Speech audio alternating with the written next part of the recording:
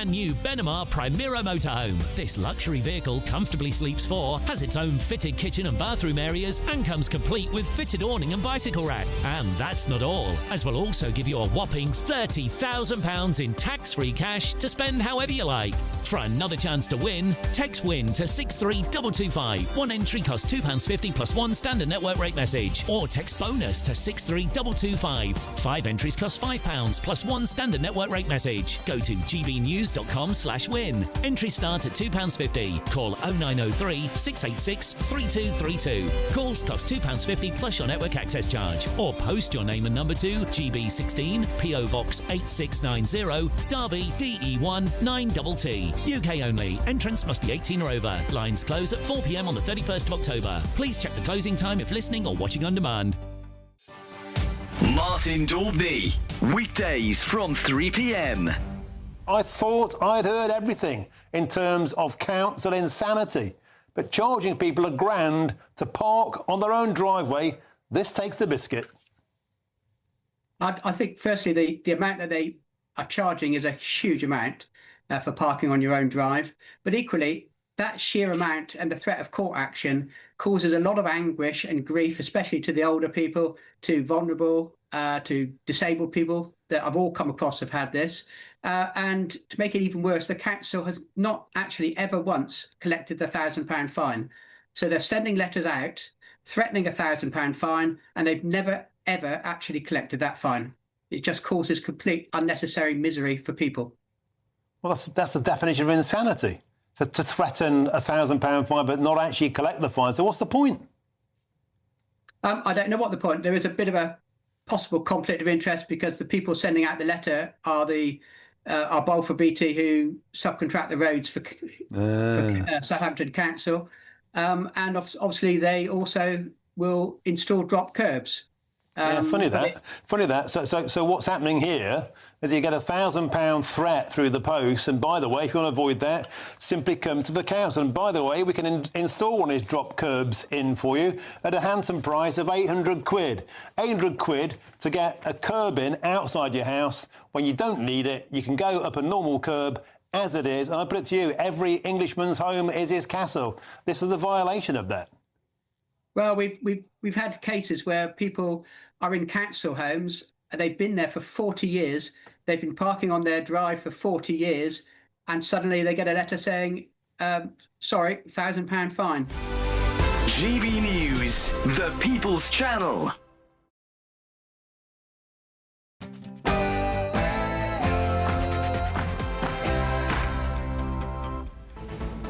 Good afternoon, Britain. It's 1 o'clock on Wednesday, the 29th of October. I'm Nana Akua. And I'm Tom Harwood. The child sex offender wrongly released from prison was handed £500 before being deported to Ethiopia. Officials say it was cheaper than keeping him here, but was it the right call? Well, already some fierce reaction coming into this news. I think many people will find the payment of this convicted sex offender deeply unpalatable. Meanwhile, the Prime Minister refuses to rule out tax rises, even dodging questions over his manifesto pledge not to hike income tax. With the Chancellor under pressure ahead of next month's budget, is higher income tax now inevitable? That's right, the PM drops the biggest hint. We're going to see one of the big three taxes going up in the budget next month. VAT, national insurance for employees or income tax. The budget speculation starts right now.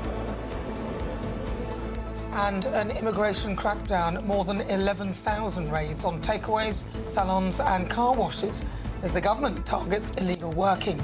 New plans could see bosses jailed for hiring offenders, but will this work? The government's cracking down on the 4-day week, warning councils it's wasting taxpayer money. But should Britain scrap it or spread it? And from go home to please come back, Spaniards who blasted British tourists last summer are now begging for our return, saying the economy needs our cash.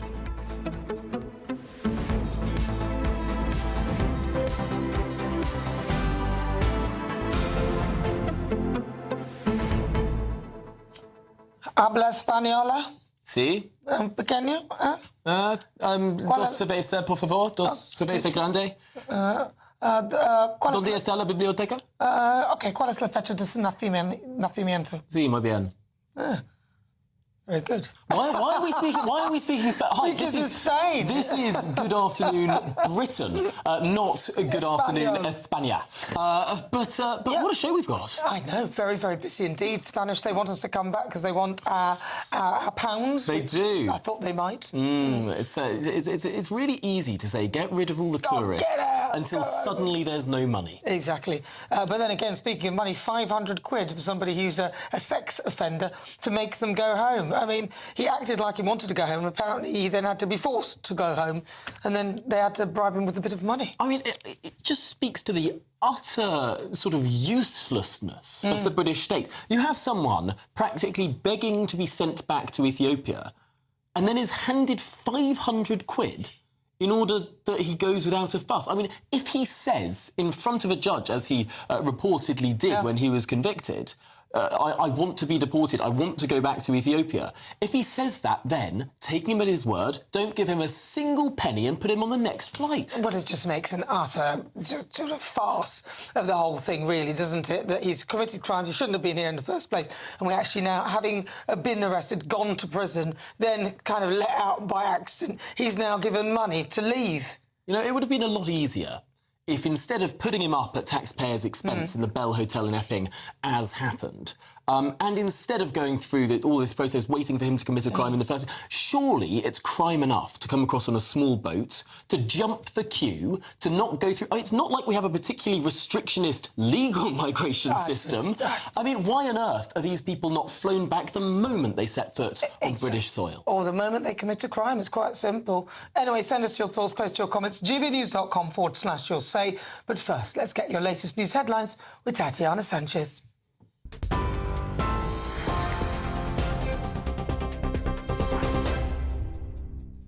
Nana, thank you very much. The top stories. Migrant sex offender Hadush Kabatu was given a payment of £500 to be deported. The payment was made due to his threats to disrupt his removal, is understood.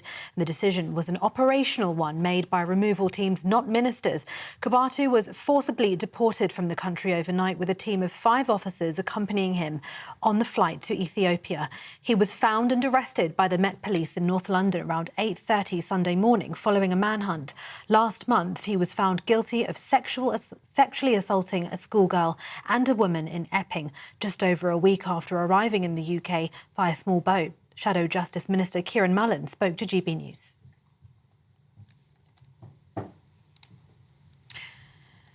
Commit a crime that gives you that means you get a sentence, a custodial sentence of a year. Once you've served 30% of it, you should be being removed, and that's what would have happened in this case, come what may. You are right, though, Eamon. You know, we get battled every inch of the way. We've significantly increased the number of people we've removed from this country with no right to be here, over 35,000 now. But it's not enough. We want to go further. We get pushed every which way in the courts. I think we need to be stronger in the courts. That's a commitment that we've made. But we also need to make sure that there aren't loopholes in the law, such as the one that we're consulting on our closure of with regards to right to work checks. There are gaps yet. We're not where we want to be. That's why we're pushing as hard as we are. And that was the Border Security Minister, Alex Norris, who was saying that the government is resolute in deporting people who commit crimes in the UK. Now, the dog walker who died in a triple stabbing on Monday in West London has now been named locally. 49-year-old Wayne Broadhurst was treated by paramedics but died at the scene. A 45-year-old man was hospitalised with life-changing injuries. A 14-year-old boy sustained non-life-threatening injuries. A 22-year-old Afghan national was tasered and arrested on suspicion of murder and attempted murder in Uxbridge on Monday. The Home Office confirmed the arrested man entered the UK in a lorry in November of 2020, was granted asylum and leave to remain in 2022 and does not live in Home Office accommodation. More than 8,000 migrants have been arrested for working illegally in the UK, making it the biggest crackdown since records began. This comes after immigration enforcement carried out more than 11,000 raids since October last year, with over 1,000 foreign nationals being deported. Shabana Mahmood says the Home Office has failed to meet the challenge of crisis it's faced over several years and is not yet fit for purpose. The Home Secretary also says illegal working creates an incentive for people attempting to arrive in this country illegally and she'll do whatever it takes to secure Britain's borders. Kemi Badenoch opened her questioning of Sir Keir Starmer at PMQs today by asking if he still stands by his pledge not to raise income tax, national insurance or VAT. Sir Keir Starmer refused to say if he stands by the pledge. Glad that the Leader of the Opposition is now finally talking about the economy. I can update the House, Mr. Speaker.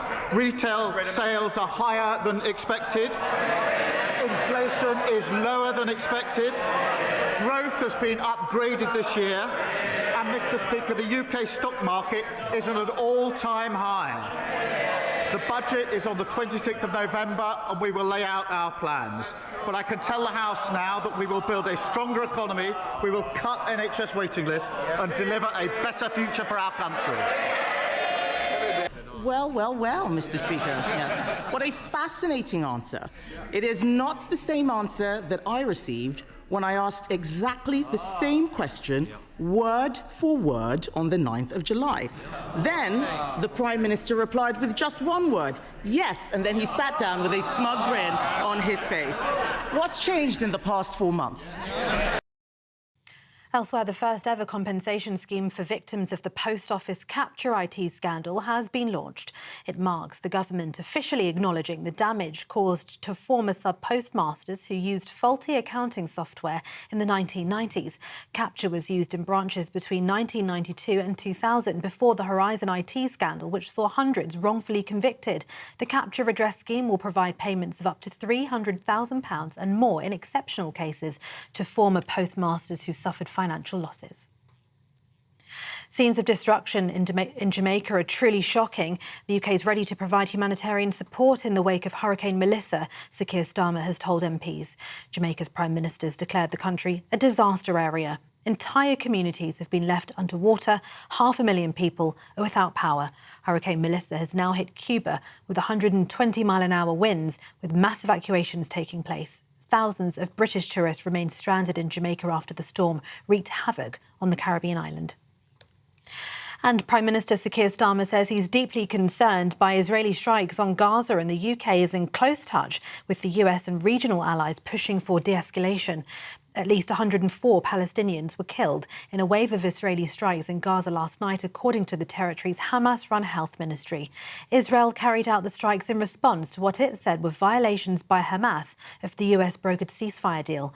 Israel's defense minister accused Hamas of an attack in southern Gaza that killed an Israeli soldier yesterday and of breaching the terms on returning deceased hostages' bodies. Hamas claimed it had no connection to the attack and insisted it was committed to the ceasefire deal. US President Donald Trump maintained nothing would jeopardise the ceasefire, but added that Israel should hit back when its soldiers are targeted. Those are the latest headlines. For now, more in half an hour. Cheers Britannia Wine Club proudly sponsors the GBNews Financial Report. And here's a quick snapshot of the markets. The pound buying you $1.3221 and €1.1356. The price of gold, £3,045 and 11 pence per ounce. The FTSE 100's at 9,738 points. Cheers Britannia Wine Club proudly sponsors the GBNews Financial Report.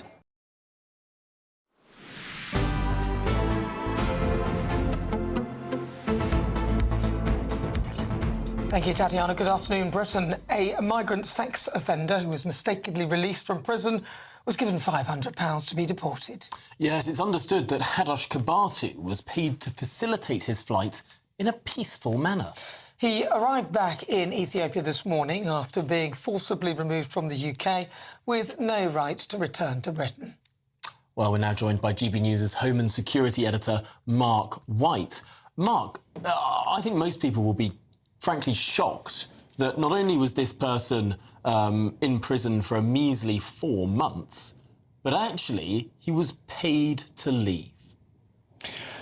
Well, there's no doubt about it. You just need to look at the reaction from our viewers. It is absolutely a reaction that is one of incredulity and real anger among our audience. And you can understand why. I think most people would think that rewarding a sex offender in this way so that they would leave the country in a compliant manner is deeply, deeply unpalatable. What I will say is that sources have told me that the way in which this appears to have played out, and it's extraordinary way, because I was in Chelmsford Magistrates Court just last month and sat 5 feet away from this man as he spoke through his legal team there and said, oh, he wanted to go back to Ethiopia, pleaded with the judge to let him go back to Ethiopia. But it seems that he was advised that he would be able to cash in on this facilitated return scheme. Now, that's a return scheme that operates for those that are being removed from the country, either foreign national offenders like he was, or immigration overstayers and the like. And it's meant to ensure that they compliantly leave the country, they don't try to fight this out through the courts and cost the UK taxpayer a lot of money. So it's a payment of up to £1,500. And it appears that Hadush Kabatu, having been advised that he could cash in on this scheme, applied for it, and in his application process had effectively made threats that he was going to become increasingly non-compliant, not necessarily causing disruption on the flight, but that may well have happened, but certainly threatening that he was likely to withdraw from his readiness to be deported and would try to challenge this in the courts. And it was at that point that an operational decision was made not to pay him $1,500 but to pay him $500.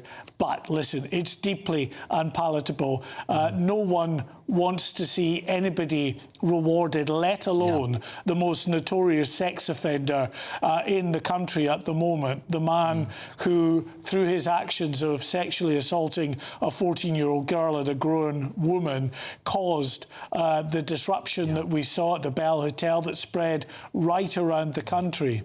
Mark, just before we let you go, very, very briefly, am I to take from what you just said, he was advised that he could apply for this payment?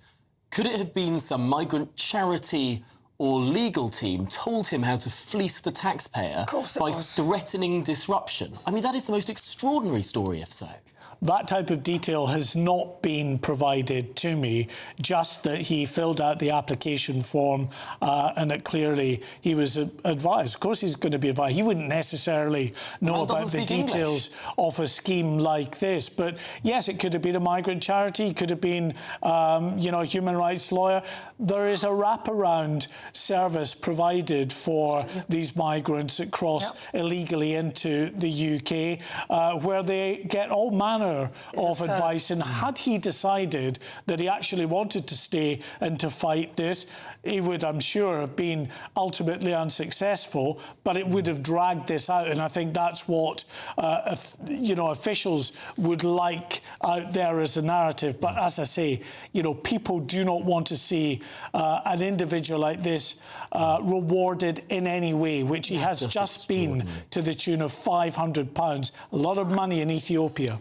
OK, Mark White, thank you very much. Yeah, they have leaflets and everything in all the different languages, so they know what to do and how to do it. Here's how to fleece the British taxpayer. This is how you do it, and we're paying for them as well. But if it's a lawyer, it might be in their best interest because, of course, that comes through the expense of the taxpayer. But, or if it's a migrant charity, they don't pay tax because they're a charitable organisation. Exactly. God. Right, well, GBNews' political editor Christopher Hope joins us live from Westminster Hall. He's also joined by Reform MP for Ashfield, Lee Anderson. Christopher. Yeah, that's right. Joining me now is Lee Anderson, who is, of course, the Chief Whip for Reform UK and the MP for Ashfield. Lee Anderson, your reaction to the payment of £500 to Hadesh Kabati to leave the UK? It's staggering, Chopper. This is another £500 of taxpayers' money. Bear in mind, I think this individual came into the country, I think it was June this year, pretty much straight away committed an awful act, 2 awful acts actually, sent to prison, costing the taxpayer probably tens of thousands, if not hundreds of thousands of pounds, then mistakenly released and given money to get on his way, recaptured. This individual has cost the taxpayer goodness knows what, and just to rub the taxpayer's nose in it, we've bung him another 500 quid to get on a plane along with 5 members of staff to take him back from whence he came. It's an absolute kick in the teeth for the British taxpayer. Well, the government say it's best value for money. They say had they not done this, there could have been disruption, the flight could have been cancelled, it would have cost several thousands of pounds. So it's 500 quid now against several thousand pounds and more delays later. It's weak, Chopper, and it's spineless and it's pathetic. Pair of handcuffs on. Get him on there with one security guard and take him back to where he came from. I don't want these creatures in my country. And all the Labour government are doing at the moment is gaslighting the British public. This individual, like I say, has probably cost us hundreds of thousands of pounds. And I tell you what, this is how daft it is at the moment. What's stopping this creature getting on another dinghy and coming back later on this year? You can't say creature, he's a human being like we all are. Well, you know what? Somebody who commits horrific crimes like that, Chopper, in my book, is a creature. The victims, we're not sure what the victims got in terms of from the taxpayer, but how will it feel to them to see their perpetrator being given £500 of taxpayers' money to leave the UK, plus, of course, the air ticket? Well, again, it's the taxpayer that's footing the bill, and probably the victims and the victims' families. These are people in this country who's putting the shift in every day and who are footing the bill for this perpetrator, shall we say, this criminal, to go back. It's absolutely disgusting. And like I say, Chopper, I think this Labour government are gaslighting the British public. They don't have to give this man £500 to go home. That's just ridiculous. But if you were in power and had that choice between £500 now against several £1,000s, a delayed flight, more legal battles, you'd take the 500 quid? There'd be no legal battle, Shop. It'd be straight on a plane and it'd be gone, as simple as that. Why are you so sure of that? But I am absolutely positive that a reform-led government under Nigel Farage will not tolerate this nonsense. I will not pander to the lefty activists. Yeah, well, everyone's got legal rights, though, and he could have gone through the courts and tried and frustrated it. He gave up his rights by committing these awful crimes in this country, Chopper. Be under no illusions. We will not tolerate this. He'll be on a plane and he'll be gone. So many politicians have said the same. So many people have let down our viewers and listeners to GB News. Why aren't you the same? Because we're completely different, Chopper. We mean what we say. Too many politicians in this place have been spineless, they've been weak, and they've not carried out the will of the British people. We will carry out the will of the British people. We will send these people back to where they came. No ifs, no buts. They're gone. Just quickly on the big news from the PMQ session we heard there, the PM now is not ruling out an increase in national insurance for employees, VAT or income tax.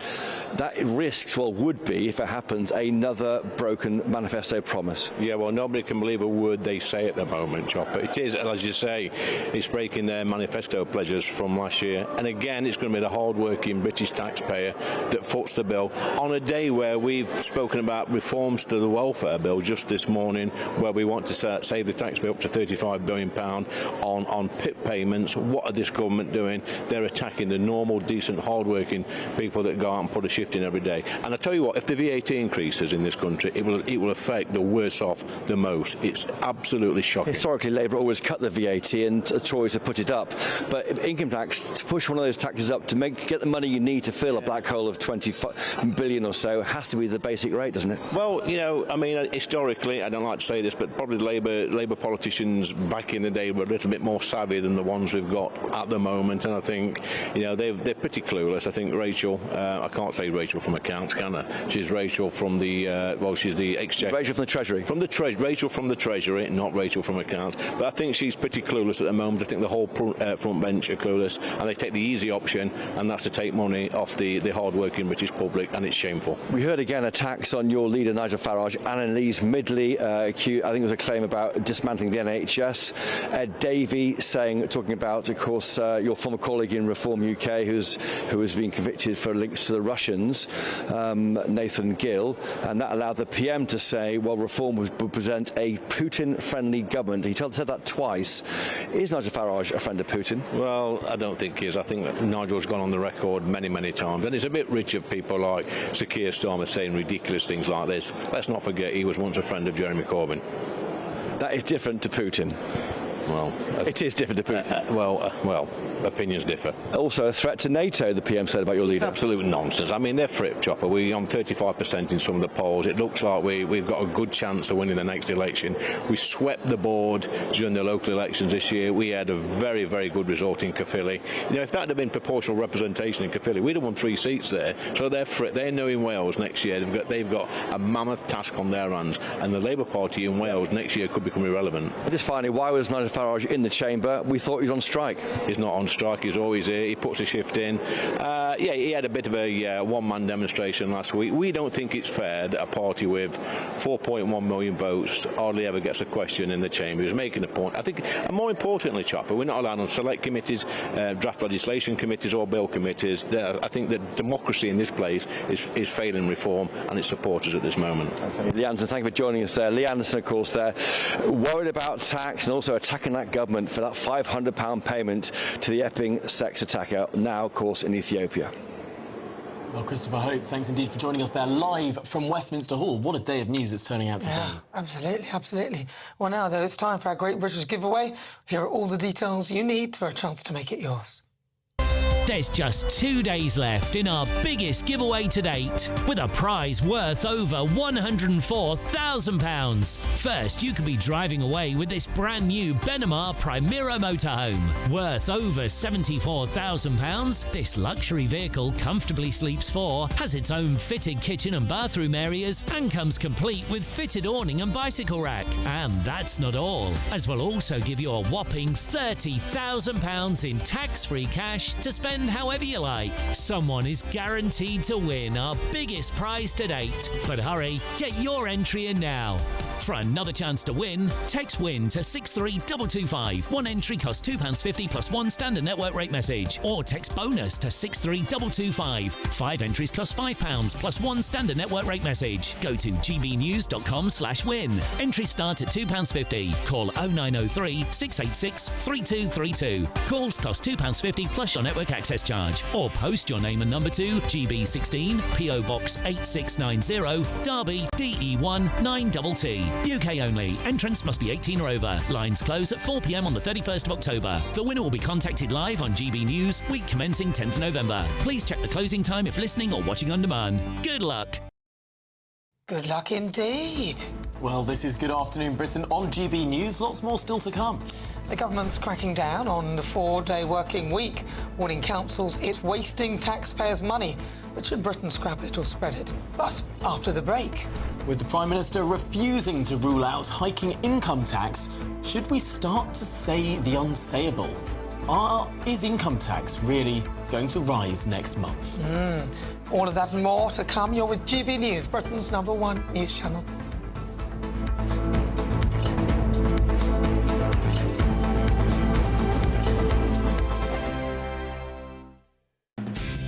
Decisions made in Washington aren't just shaping America, they're shaping Britain too.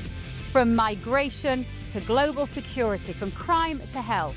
Whatever happens in the White House today will be felt in your town or city tomorrow. That's why The Late Show is live from Washington, D.C. Cutting through the politics to show you what it all means for Britain. The Late Show live every night at midnight. Only on GB News, Britain's news channel. Sunday with Michael Portillo from 11, only on GB News. They've completely refigured the inside of this theatre. So the stalls have been made into sort of tiered stadium seating. It's in the round. They've built seats and a balcony at the back as well. In the Old Vic? In the Old Vic. Absolutely. So this is a huge amount of effort's gone into this. Yep. Susan Sarandon, 79, Oscar winner. I have to say, superb, vivid. Thelma and Louise. Absolutely, and I love what she was doing here. People aren't always. This is her UK stage debut. Extraordinary. Completely convincing, beautiful, nuanced. It's got Andrea Riseborough, incredible actress. Eleanor Worthington-Cox, who I love, who was in Next to Normal, but won an Olivier as a kid for Matilda. So this is Mary Page Marlowe. We've got 5 actresses playing the same woman through different times in her life, backwards and forwards through time. And we have got the playwright, Tracy Letts, giving us a little insight into what he was trying to do with the play. What are the 11 scenes you would choose to illustrate your life, to tell you who you are. I watched some clips of people in America talking about it when it first came out, curious to see if I was missing something. And they talked about it's a puzzle. How would you put your life in 11 scenes? And one of the people on the video mentioned it's a bit like a quilt, which always makes me groan a bit because there's a quilt at the start of the stage. This makes me groan. Absolutely. And unfortunately, Susan Sarandon at the end, and she's great all the way through, her final sort of big moving speech is she's taken a quilt into a dry cleaner and she starts talking about it, and it's different panels, like different bits of her life, and one panel that she loves most has a woman slightly turned away, bit mysterious. Who is she, Michael? What happened in her? And I just cringed, and I've seen a lot of 3-star reviews, which for me is just polite. The People's Channel. Exciting news. Every Friday, my Patrick Christie's Tonight Show is going to have a twist to it. We're welcoming some special guests. You. That's right, on Fridays I'm going to be doing my show in front of a live studio audience because this show is about you and what you have to say. It's going to be the same big debates, same big topics, same big opinions. But every Friday night at 9 p.m, you are invited to come on down to Patrick Christie's Tonight to be a part of the action. Only on GB News, the People's Channel, Britain's news channel.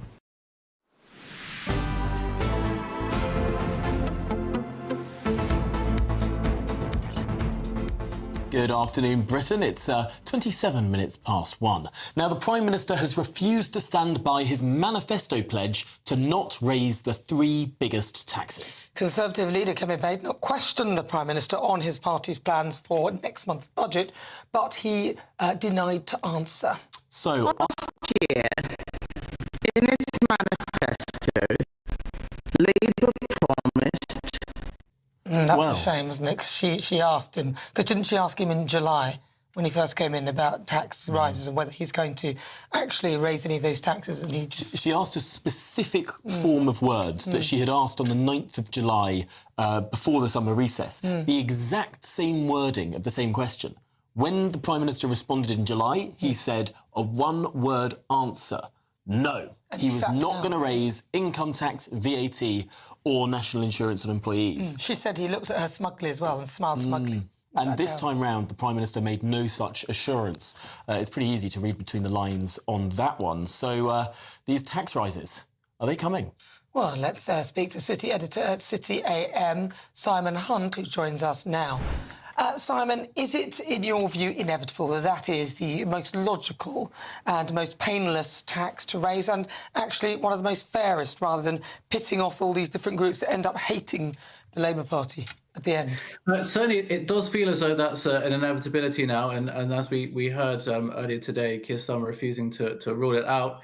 It seems as though the situation that Rachel Reeves has found herself in, despite the fact that a year ago, when the government raised several tens of billions of pounds in tax and said at the time that that would be a one-and-done budget, that there wouldn't be any further tax rises, we're now in a situation where it looks like there will be lots of tax rises, not just small amounts, but tens of billions yet again. And it's simply the case, if you speak to economists, that the kind of smaller tax rises that you might tinker around the edges of the government's fiscal policy with are just not enough to raise the kind of sums of money that Rachel Reeves needs to plug her sort of gaping fiscal hole.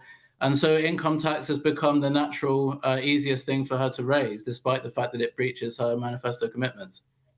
Now, interestingly, income tax on lower incomes is actually lower now, despite the threshold freezes, despite everything that's happened in the last 5 years where it's gone up relative to inflation. It's still lower than it was in 2010 for low incomes, but it's much higher for high incomes than it was in 2010. I wonder, will this tax rise that everyone is now expecting for income tax focus on people on low incomes rather than those on high incomes?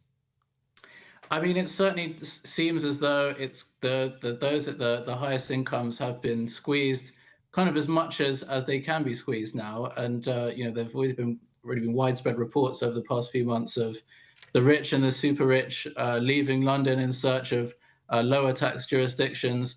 And also, given the scale of the money that the government needs to raise to plug its fiscal hole, this has to be an income tax raise that happens across all of the rates and bands, rather than just at the top end, even though perhaps Labour backbenchers would prefer it just to be at the top end.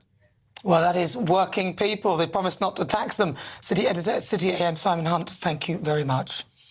Well, there's lots more still to come on today's programme, including the government's cracking down on the 4-day working week, warning councils it's wasting taxpayers' money. But should Britain scrap it or spread it? We'll debate that. And so much more to come too. We're expecting some breaking news in the next few minutes. Do stay with us. This is GB News, Britain's #1 news channel. Hello there, good morning. Welcome to your GB News weather update from the Met Office. This Wednesday does bring a wet start across parts of the south and southeast. A day of sunshine and showers elsewhere, though it is going to be feeling cooler than it did yesterday. Taking a look at the bigger picture, and we've got low pressure situated to the north. This sweeps in this cold front across parts of the south and southeast, so that's where we're going to see the bulk of the cloud and also some spells of rain through most of the day, particularly across parts of Sussex and Kent, where it could turn quite heavy for a time. Elsewhere, there will be plenty of dry weather, though we can't rule out some showers, particularly across areas of the northwest, turning quite breezy here, and some of these showers could be heavy, perhaps even some hail and thunder, though this should be mostly isolated. Feeling cooler than yesterday, particularly under any prolonged spells of rain, highs only reaching around 14 degrees Celsius. Now, the rain will linger for a time across the very far southeast, eventually clearing through the course of the night. We'll see a mix of clear spells and also plenty of showers still pushing in from the west. These still at times could be quite blustery, if not quite heavy. Still plenty of cloud into the evening across parts of Scotland. There's still plenty of showers feeding in through the north.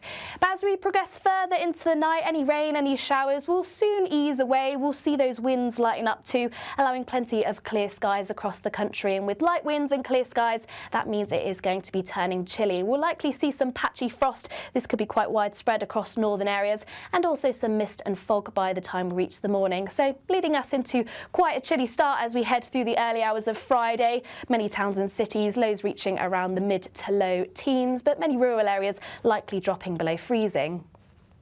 So a chilly but bright start for Thursday, and there should be plenty of sunshine around for the morning, eventually clouding over later through into the afternoon, and this cloud will bring spells of rain, particularly across Northern Ireland and western areas of England and Wales, pushing up into Scotland later, turning quite blustery too, particularly across Northern Ireland, and once again a fairly chilly day, highs reaching around 14 degrees. Crash Law 24 sponsors GB News Traffic and Travel Report. Good afternoon. This is the latest AI travel news from GBnews.com. The A83 Rest and Be Thankful faces delays with temporary traffic lights. Starting May 27th, the M48 restricts heavy goods vehicles over 7.5 tonnes.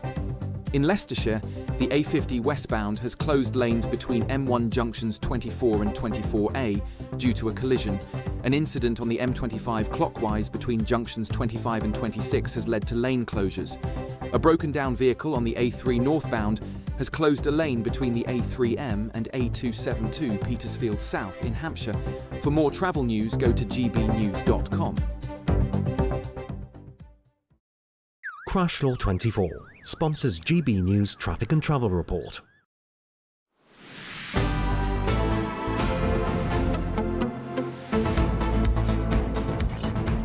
Good afternoon, Britain. Breaking news. A small boat migrant has been jailed for at least 25 years for murdering a bank customer at random shortly after angrily complaining about his refused asylum application. Our Home and Security editor, Mark White, has the details. Mark.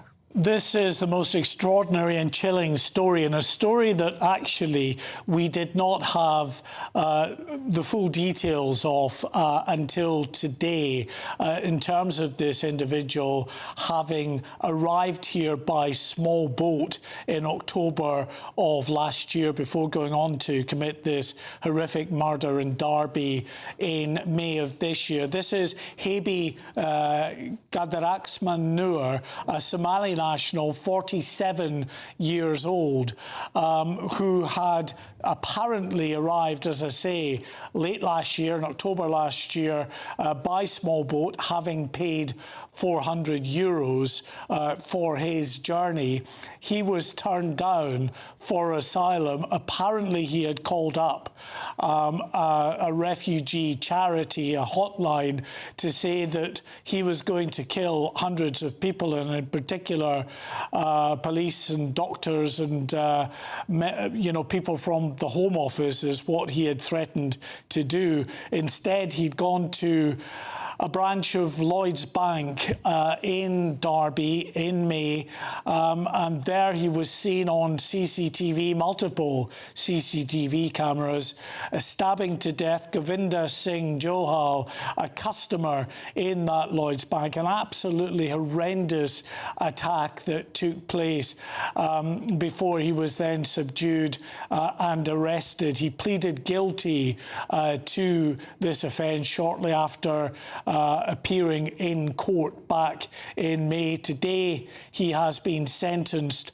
to at least 25 years in jail. But as I say, an absolutely horrific crime, not one that generally the media were aware of, certainly in terms of this Somali's background, that he had arrived on a small boat, but a terrible, terrible crime that took place in Derby. As here we can see this man, Hebe Kadaraxman Noor, now was livid, furious that he had been turned down for asylum by the Home Office, threatened that he was going to kill hundreds of people, including doctors and police and members of the Home Office, and instead went to this branch of a Lloyds Bank in Derby and killed this customer, Govinda Singh Johal, stabbing the customer multiple times, pleading guilty, as I say, at a fairly early opportunity, but still handed a 25-year jail term, at least, that he must serve before he is eligible for parole. Oh. Well, Mark, I would thank you for bringing us that report, but frankly, it makes me furious. It makes me absolutely apoplectic. We don't have to live like this. No. And yet what we see, day in, day out, hundreds of people, this year perhaps the highest year on record of people wantonly breaking the law, breaking into our country, and then some of them going on to kill once they're in here. I mean, it's like we're self-selecting for the world's most dangerous and least law-abiding people. Why did they not tell us, Mark? Sorry, before you go. Is there any reason why they didn't mention he was a small boat migrant? Because we've only just... Well, this is the bit we've just found out today. Well, listen, we're trying to get a handle on that, whether there was a court order in place that prevented us from knowing that, because, you know, such is the way with these stories. Had that information come out, then there would have been more coverage of this case. So it is possible that there was some kind of a restriction on the information that was released. I don't want to say that for sure because we don't know exactly, but as soon as we do know, we will let you know. But I think the point Tom makes is right. This is now a daily occurrence of news story after news story that points to a real issue in terms of crime and disorder within the community of those who are coming into the country either as asylum seekers, breaking in illegally by small boat or whatever means they choose to get into this country. Now, there will be those who say, look, you know, it's because the media highlights the fact that these individuals are migrants that elevates it and makes it look more of a problem, that perhaps statistically that's not the case. But I'm not sure that is actually true. I think there is it seems an increase, to me anyway, in the number of incidents that we're seeing of late that are involving migrants, whether you look around incidents that have involved migrants in migrant hotels around the country. Of course, the most notably, or most notable being Harwood Kibatu, who was just given £500 to leave the country and head off to Ethiopia after sexually assaulting a 14-year-old girl and a grown woman earlier this year. There are multiple cases, and there are those that would argue that what you're seeing is now the net result of these individuals, many thousands of young men coming from countries where perhaps their human rights record is not what you would expect in a civilised Western nation. And it stands to reason, doesn't it? If your means of getting into this country is disobeying the pleas of the Prime Minister, the Home Secretary, all authorities saying don't come by small boat, if your first action is to disobey authority in that way, it stands to reason you'd be more willing to disobey authority and abrogate your responsibility to abide by the laws of this country once you are here. You've got all these useful idiots there facilitating it as well, all these charities and some of these lawyers. Thank you very much, Mark White. We'll try and bring you as much as we can on that. I just find it really, really, really distressing that they should be continuing enabling this small boat nonsense.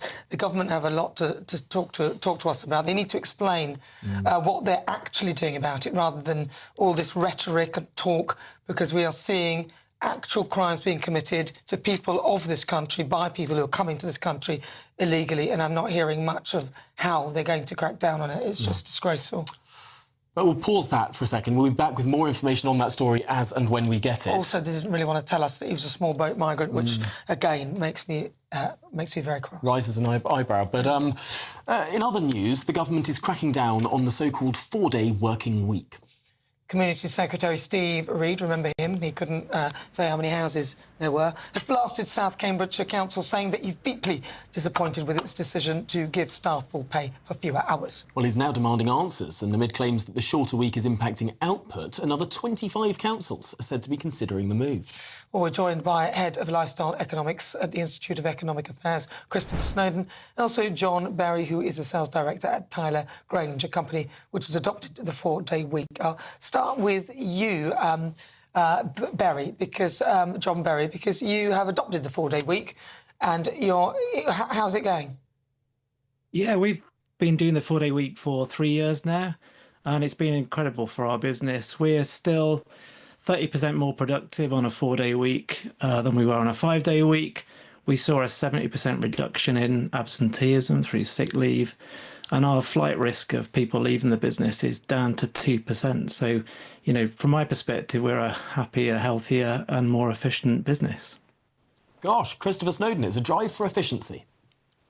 If it works, some businesses, great. Let 1,000 flowers bloom. It hasn't been working in South Cambridgeshire, which has just been experimenting with a 4-day week for the last few months. Apparently services have declined. And that's what you would expect in many, many jobs. You know, binmen, for example, were given a 4-day week. Obviously, you cannot do a whole week's work as a binman in 4 days. Same with being a postman, same as, you know, making widgets in a factory, and most things. And in fact, most people who think they can get away with doing a 4-day week are people who work in offices, and that's more or less the mission and not being given enough work to do. John Berry, what does your company do then? What do you sell? We're an environmental consultancy, so linked to the planning system. We've got ecologists and landscape architects and tree experts who work consultantly, and we basically provide services, reports across a full week. Our clients work 5 days, but our team only work 4, but it hasn't changed the quality of our output. I mean, we know that the civil service is under increasing pressure, but from my perspective, it's not about the hours worked, it's about the quality of that work undertaken. And most of the civil servants... Do you accept that for some jobs, I mean, it sounds like it works brilliantly for your business, and that's great, because you're sort of, you know, putting together reports or projects. Maybe you've got one to be delivered in a certain week. Doesn't matter when in the week you actually do the work.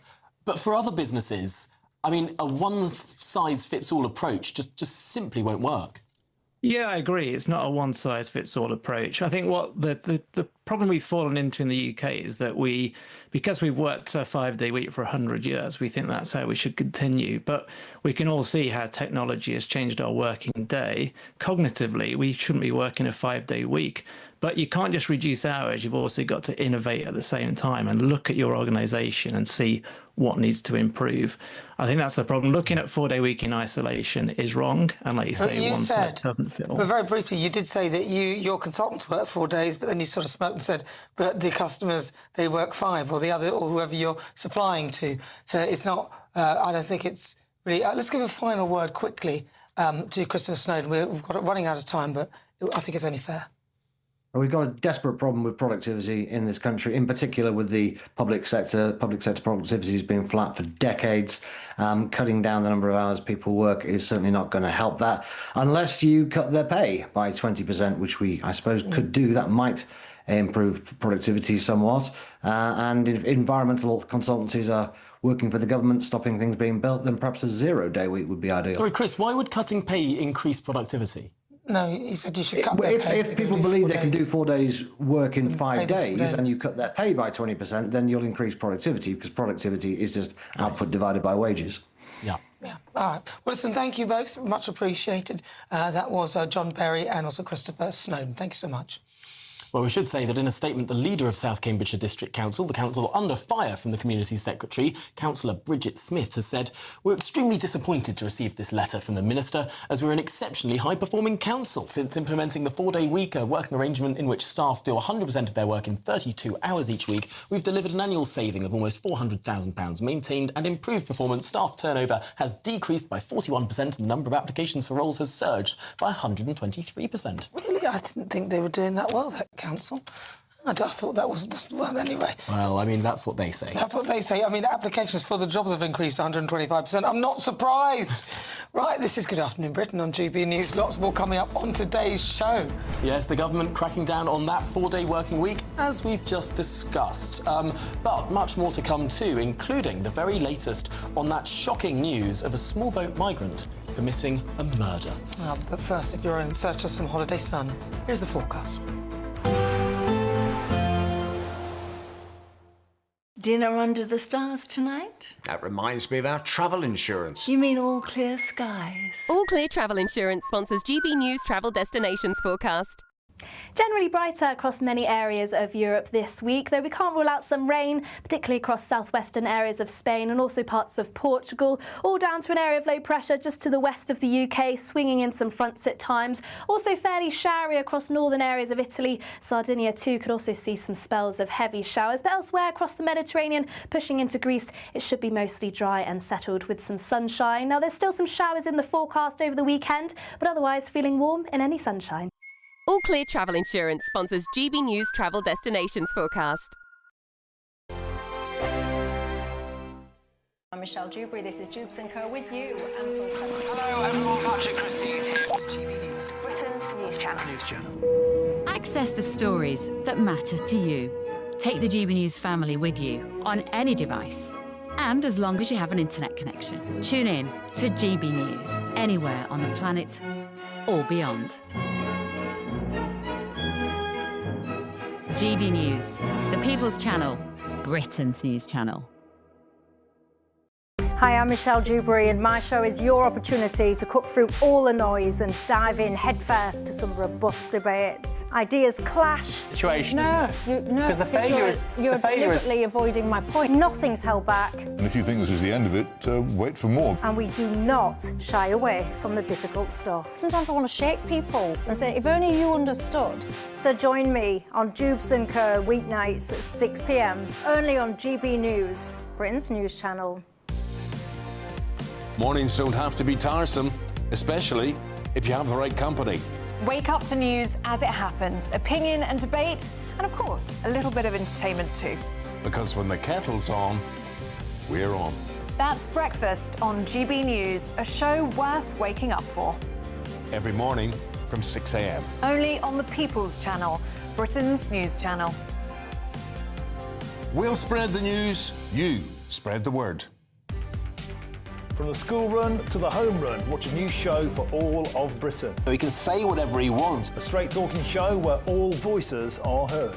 And, you know, when are we going to stop talking about smashing the gangs and actually do it? With the stories that matter from every part of our country. There's a bit of a crash landing there for your Chancellor. Bold, fearless and standing up for you. That's me, Martin Daubney, 3 p.m. till 6 p.m, weekdays, here only on GB News. The People's Channel, Britain's news channel. Britain was once the envy of the world. But look around. A nation that no longer knows what it is or where it's going.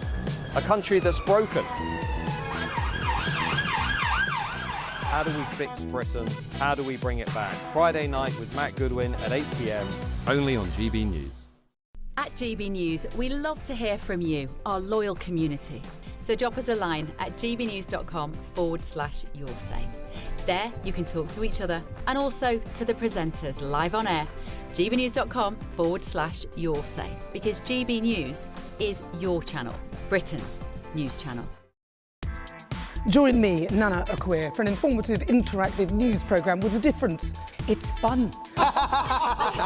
No, he didn't say that, Dave. I'm so surprised. I think there's an element of truth to that. Join me from 3 p.m. every weekend, only on GB News, Britain's news channel.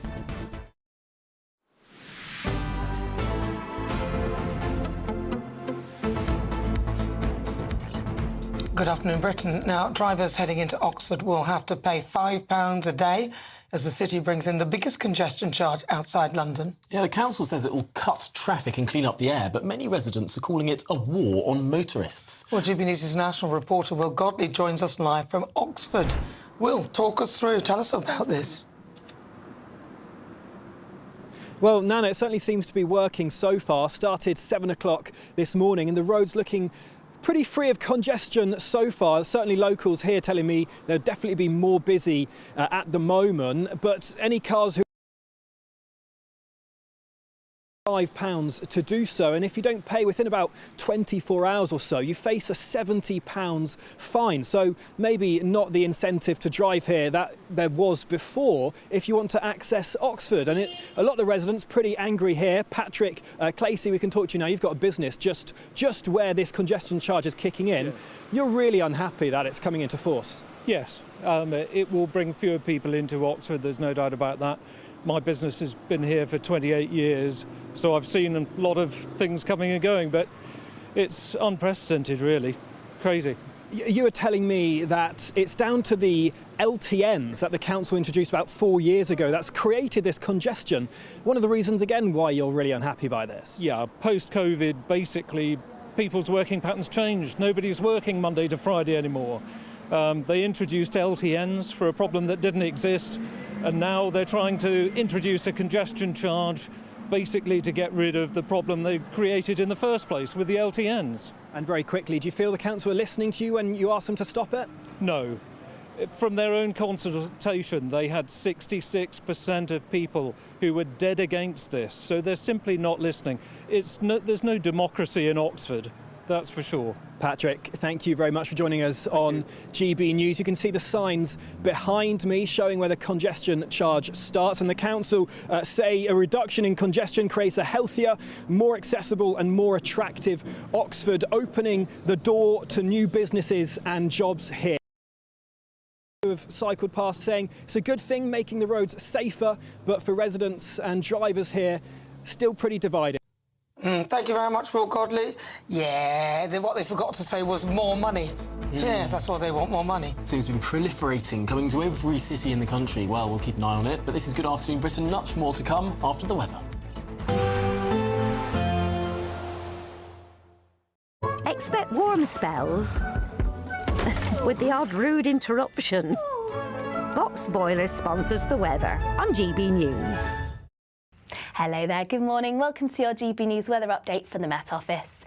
This Wednesday does bring a wet start across parts of the south and southeast. A day of sunshine and showers elsewhere, though it is going to be feeling cooler than it did yesterday. Taking a look at the bigger picture, and we've got low pressure situated to the north. This sweeps in this cold front across parts of the south and southeast, so that's where we're going to see the bulk of the cloud and also some spells of rain through most of the day, particularly across parts of Sussex and Kent, where it could turn quite heavy for a time. Elsewhere, there will be plenty of dry weather, though we can't rule out some showers, particularly across areas of the northwest, turning quite breezy here, and some of these showers could be heavy, perhaps even some hail and thunder, though this should be mostly isolated. Feeling cooler than yesterday, particularly under any prolonged spells of rain, highs only reaching around 14 degrees Celsius. Now, the rain will linger for a time across the very far southeast, eventually clearing through the course of the night. We'll see a mix of clear spells and also plenty of showers still pushing in from the west. These still at times could be quite blustery, if not quite heavy. Still plenty of cloud into the evening across parts of Scotland. There's still plenty of showers feeding in through the north. But as we progress further into the night, any rain, any showers will soon ease away. We'll see those winds lighten up too, allowing plenty of clear skies across the country. And with light winds and clear skies, that means it is going to be turning chilly. We'll likely see some patchy frost. This could be quite widespread across northern areas, and also some mist and fog by the time we reach the morning. So leading us into quite a chilly start as we head through the early hours of Friday. Many towns and cities, lows reaching around the mid to low teens, but many rural areas likely dropping below freezing. So a chilly but bright start for Thursday, and there should be plenty of sunshine around for the morning, eventually clouding over later through into the afternoon, and this cloud will bring spells of rain, particularly across Northern Ireland and western areas of England and Wales, pushing up into Scotland later, turning quite blustery too, particularly across Northern Ireland, and once again a fairly chilly day, highs reaching around 14. Expect warm spells with the odd rude interruption. Box Boilers sponsors the weather on GB News. It's the final week to see how you can become our biggest winner this year. First, you could be driving away with this brand new Benamar Primera motorhome. This luxury vehicle comfortably sleeps four, has its own fitted kitchen and bathroom areas, and comes complete with fitted awning and bicycle rack. And that's not all, as we'll also give you a whopping £30,000 in tax-free cash to spend however you like. For another chance to win, text WIN to 63225. One entry costs £2.50 plus one standard network rate message, or text BONUS to 63225. 5 entries cost £5 plus one standard network rate message. Go to gbnews.com/win. Entries start at £2.50. Call 0903 686 3232. Calls cost £2.50 plus your network access charge. Or post your name and number to GB16 PO Box 8690 Derby DE1 9TT. UK only. Entrance must be 18 or over. Lines close at 4 p.m. on the 31st of October. Please check the closing time if listening or watching on demand. In the GB newsroom, we bring you the news as it happens. With our team of dedicated journalists across the UK, we're ready to keep you up to date with what's happening every half an hour, every single day. Bulletins here on GB News, the People's Channel, Britain's news channel. Mornings don't have to be tiresome, especially if you have the right company. Wake up to news as it happens, opinion and debate, and of course, a little bit of entertainment too. Because when the kettle's on, we're on. That's Breakfast on GB News, a show worth waking up for. Every morning from 6 a.m. Only on the People's Channel, Britain's news channel. We'll spread the news, you spread the word. Britain was once the envy of the world. But look around. A nation that no longer knows what it is or where it's going. A country that's broken. How do we fix Britain? How do we bring it back? Friday night with Matt Goodwin at 8 p.m. only on GB News. Decisions made in Washington aren't just shaping America, they're shaping Britain too. From migration to global security, from crime to health. Whatever happens in the White House today will be felt in your town or city tomorrow. That's why The Late Show is live from Washington, D.C. Cutting through the politics to show you what it all means for Britain. The Late Show live every night at midnight. Only on GB News, Britain's news channel. At GB News, we love to hear from you, our loyal community. So drop us a line at gbnews.com/yoursay. There you can talk to each other and also to the presenters live on air. gbnews.com/yoursay, because GB News is your channel, Britain's news channel.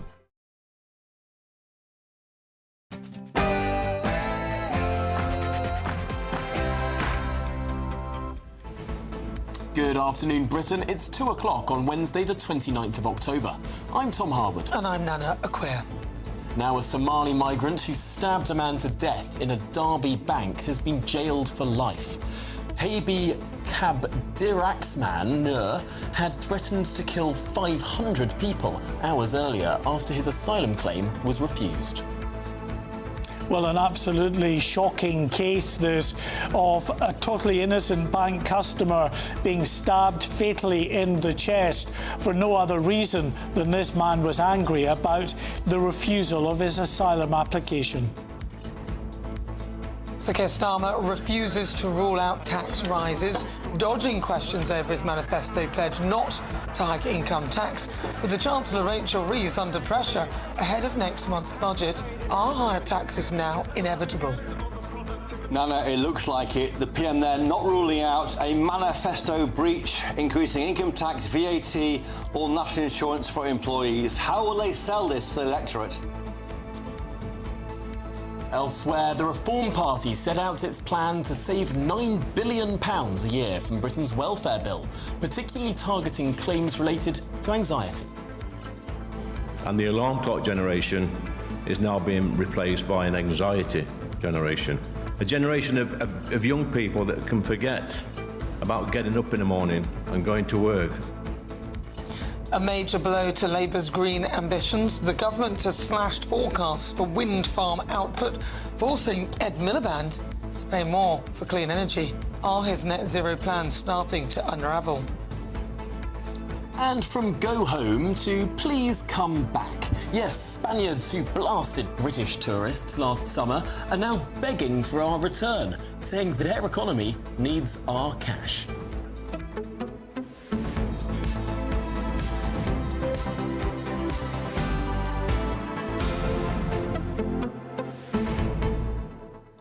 I can see Rachel with the briefcase. Oh, yeah. How she tells us how she's not going to raise VAT, income tax or national insurance.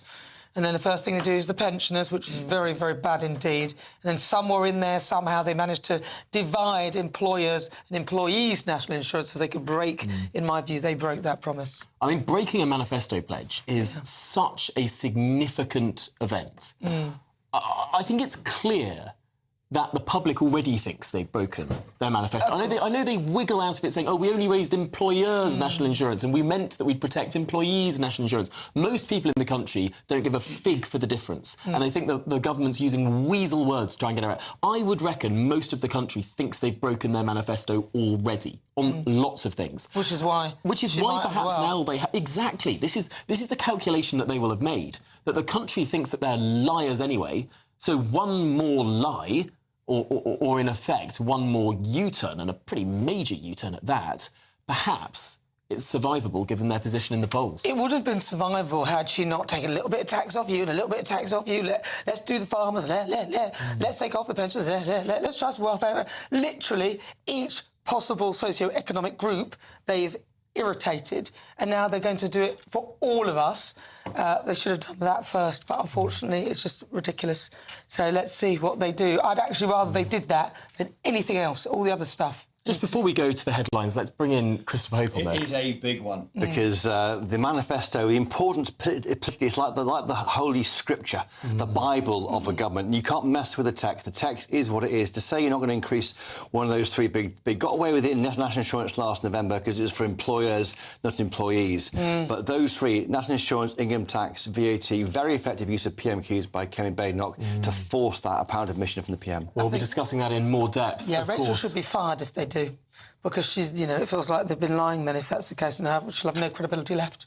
Well, do send your views, post your comments. gbnews.com/your say is the way to get involved with the programme as ever. But all of that to come and so much more after your latest news headlines with Tatiana.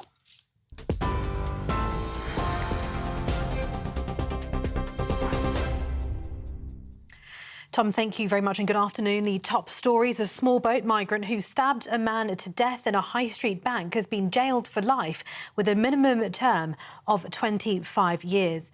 Habi Karbi Daraxman Nur pleaded guilty to the murder of Govinder Singh Jahal, 37 years old, at Derby Crown Court. In August, the 47-year-old Somali national stabbed Mr Jahal at random, shortly after angrily complaining about his refused asylum application. Mr Jahal, who was known to friends as Danny, died after being stabbed inside Lloyd's Bank in St Peter Street on the 6th of May this year. He was pronounced dead at the scene. Elsewhere, migrant sex offender Hadush Kabatu was given a payment of £500 to be deported. The payment was made due to his threats to disrupt his removal, it's understood. The decision was an operational one made by removal teams, not ministers. Kabatu was forcibly deported from the country overnight with a team of 5 officers accompanying him on the flight to Ethiopia. He was found and arrested by the Met Police in North London around 8:30 Sunday morning following a manhunt. Last month, he was found guilty of sexually assaulting a schoolgirl and a woman in Epping just over a week after arriving in the UK on a small boat. The dog walker who died in a triple stabbing on Monday in West London has been named locally. 49-year-old Wayne Broadhurst was treated by paramedics but died at the scene. A 45-year-old man was hospitalised with life-changing injuries and a 14-year-old boy sustained non-life-threatening injuries. A 22-year-old Afghan national was tasered and arrested on suspicion of murder and attempted murder in Uxbridge on Monday. The Home Office confirming the arrested man entered the UK in a lorry in November of 2020, was granted asylum and leave to remain in 2022. More than 8,000 migrants have been arrested for working illegally in the UK, making it the biggest crackdown since records began. This comes after immigration enforcement carried out more than 11,000 raids since October last year, with over 1,000 foreign nationals being deported. The Home Secretary also says illegal working creates an incentive for people attempting to arrive in the country legally, and that she'll do whatever it takes to secure Britain's borders. Kemi Badenoch opened her questioning of Sir Keir Starmer at PMQs today by asking if he still stands by his pledge not to raise income tax, national insurance or VAT. Well, Sir Keir Starmer refused to say if he stands by that pledge. Glad that the Leader of the Opposition is now finally talking about the economy. I can update the House, Mr Speaker. Retail sales are higher than expected. Inflation is lower than expected. Growth has been upgraded this year. And, Mr Speaker, the UK stock market is at an all-time high. The budget is on the 26th of November and we will lay out our plans. But I can tell the House now that we will build a stronger economy, we will cut NHS waiting lists and deliver a better future for our country. Well, Mr. Speaker, yes. What a fascinating answer. It is not the same answer that I received when I asked exactly the same question, word for word, on the 9th of July. Then the Prime Minister replied with just one word, yes, and then he sat down with a smug grin on his face. What's changed in the past 4 months? And one of the victims of the Manchester synagogue attack died from a single gunshot wound, the other from multiple stab wounds, an inquest has heard. 53-year-old Adrian Dulby and 66-year-old Melvin Kravitz were killed in the attack at Heaton Park Hebrew Synagogue in Crumpsall on the 2nd of October. Mr Dulby, a member of the congregation, was shot accidentally when police opened fire on attacker Jihad al-Shami. Mr Kravitz, who was a worshipper at the synagogue, who police originally stated was a security guard, was stabbed to death by al-Shami. Police shot the attacker dead 7 minutes after the first emergency call, as they feared he was wearing an explosive device, later identified as a fake. Al-Shami targeted the place of worship on the holy day of Yom Kippur, driving his car at those gathering before attacking others with a knife and trying to storm inside. Those are the latest GB News headlines for now. More in half an hour.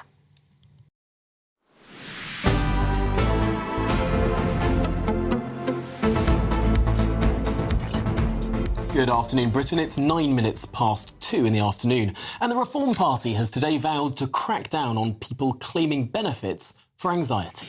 Yes, at the press conference this morning, the party announced plans to cut payments for non-serious anxiety and increase reassessments to those eligible.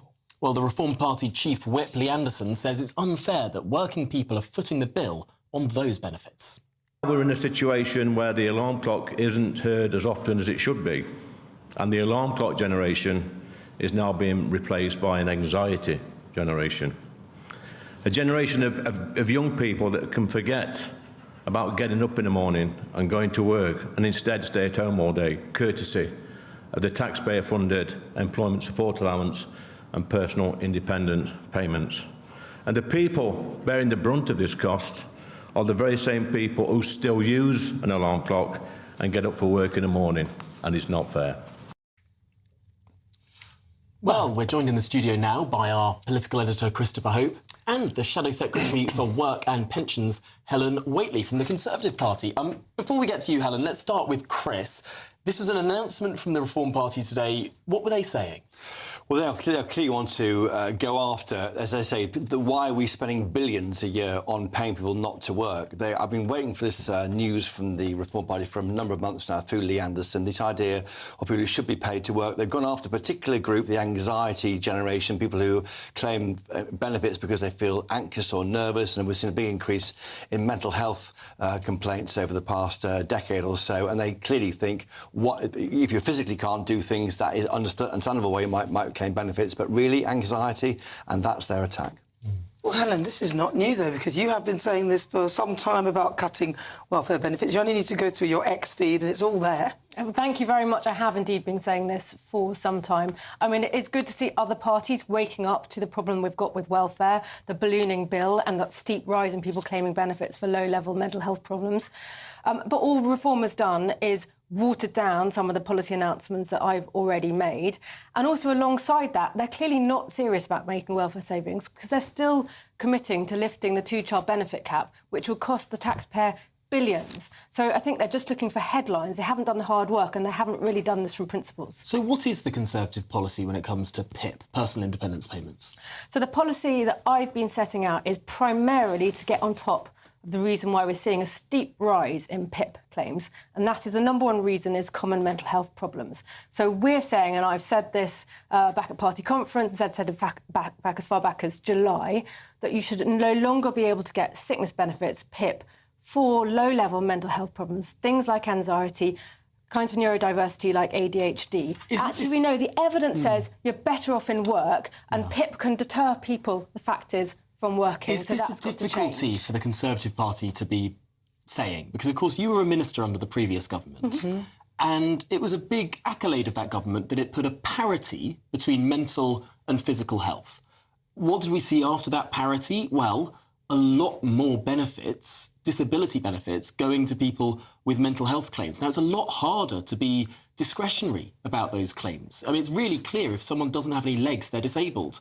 But if someone says they're feeling anxious, it's much, much more marginal to try and adjudicate those claims. Exactly. So the system that we have in place doesn't work when people are trying to use it to get benefits for those kind of low-level mental health problems. I'm distinguishing that from serious mental illness, things like psychosis, schizophrenia. When you've got a diagnosis from a psychiatrist, you're getting serious mental health treatment. That's different.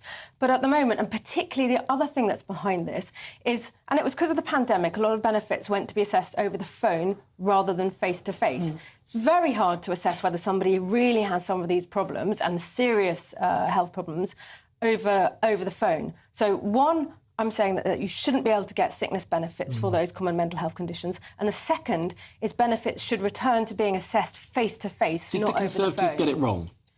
Well, I remember, actually, it was over 10 years ago when I first became an MP, and I was somebody who was campaigning for better mental health care. And I did that because I saw a serious situation in my family where somebody didn't get the mental health care they desperately needed for serious mental illness. So I campaigned for better health care for serious mental illness, and that was what that was all about. But something has happened, which is it's gone a whole different direction from the way I think people expected, that rising mental health awareness, a good thing, has actually turned into lots of people thinking that they're too sick to work. That's not true, and that has to change. But isn't it the cumulative effect of all these benefits? So you've got PIP, then you've got universal credit, then you've got carers allowance, and then you've got all of these other things, housing allowances as well. So it ends up that these people who are doing nothing end up wealthier than those in work. Well, this is exactly part of the problem. So the incentives have gone wrong, and it can become completely rational, sadly, to claim sickness benefits rather than be working. As you said, it's not only PIP, it's also carer's allowance. The other thing that's going on is Motability, these free cars, and we're seeing a huge increase in the number of people getting cars for whether it's tennis elbow or, again, ADHD. That's something which I've also said that has got to stop. And actually, just last week, I got the government to release some data. I pushed them with a question that revealed that that's gone up 10% in the last year to now costing over £3 billion a year. That's another area I've said the government needs to crack down on. They need to act. It is extraordinary. 1 in 5 new cars sold is a Motability car, where people can swap their Motability element of PIP and get a... And these cars can be BMWs, they can be Mercedes. I mean, far nicer than the car I drive. But, your little Mini Cooper. But Chris, there's been some question marks as to whether the government is going to change the Motability rules. In the last couple of days, it looks like they may be retreating from that reform. We had thought some action may come in this the November budget. What is frustrating, despite the fact you didn't do this for 14 years, Helen Whaley, at the Tory party, that is what our viewers and listeners are screaming at the TV right now. We won't see the result of the Timms review, which is a review into the £5 billion worth of cuts the government won't do until November next year. And any actual finding from that in cutting this £5 billion off the welfare budget won't be until 2027. So we are miles away from doing what I think many would think needs to happen, is to get a grip on this better welfare Can I bill. come in on the 14 years point? Because what we did when we got into government after Labour in 2010 was introduce universal credit, and actually we brought benefits genuinely right down and unemployment right down. The increase in benefits for mental health reasons has been a much more recent thing, came up through the pandemic, and since we started getting a grip of that, then we had the election. Now we're the ones saying this is how it has to change, and we are seeing other parties follow our lead. All right, Helen Whaley, thank you very much. Christopher Hope also, thank you so much. Well, to bring you some breaking news in the last hour, a small boat migrant has been jailed for at least 25 years for murdering a bank customer at random, shortly after angrily complaining about his refused asylum application. Well, we're now joined by GBNews' Home and Security Editor, Mark White, who is there to tell us more. Mark, what more can you tell us? Well, this is 47-year-old Hebi Kabdaraxman Noor, a Somali migrant who had arrived in the UK in October of last year on a small boat, having paid €400 for his trip. He'd claimed asylum, was turned down by the authorities for that asylum, and was in the process of appealing that decision. He had, on the day of this murder, which was May the 6th this year, been very drunk. He told the court that he'd taken large quantities of vodka and beer. He had called multiple times to a charity hotline, a migrant charity hotline, to say that because of the decision to turn down his asylum application, that he was going to kill up to 500 people. He was going to murder them, including doctors and police and Home Office officials. But then he did go into a branch of the Lloyds Bank in Derby city centre on that day, and in the queue was Govinder Singh Johal, who was a customer in the queue of this Lloyds Bank, just waiting to be served. Hebi Kabdaraxman Noor was seen on CCTV just walking up to him, pulling a knife from his waistband and stabbing Mr. Govinder Singh Johal in the chest before just turning round and leaving. You're looking there at images of this Somali national in Derby city centre on the day that this murder took place, say, sitting around taking large quantities of alcohol. He, as I say, just turned around, walked calmly out of that bank while people fought to save the life of Mr. Singh Johal, but he died just 45 minutes later, despite the efforts of the paramedics there. We've had a statement today after this Somali migrant was jailed for at least 25 years from the family of Mr. Govinder Singh Johal. They say say to the world he may have been many things: a devoted husband, a loving father, a cherished brother, and a loyal friend. But to us and to God, he was simply a good man, our Govinder, our light. The day Govinder was murdered, our lives didn't just change, they shattered. Another thing to add to what is, of course, a very disturbing story is that in these calls that this Somali migrant was making to the migrant charity hotline, where he was threatening to kill so many people, they alerted the authorities, the police, to what this individual was doing, and clearly they had concerns for his mental health. The police decided it was a matter for the local ambulance service in the East Midlands, and they were tasked with attending this man's house. They did that a few minutes after he returned home after the murder. So Derbyshire Police have now referred themselves to the Independent Police Complaints Authority. All right. Mark White, thank you very much. Really good to talk to you. Thank you for that update. Right, now a distinct story here. Another migrant, a sex offender this time, who was mistakenly released from prison, was given £500 to be deported.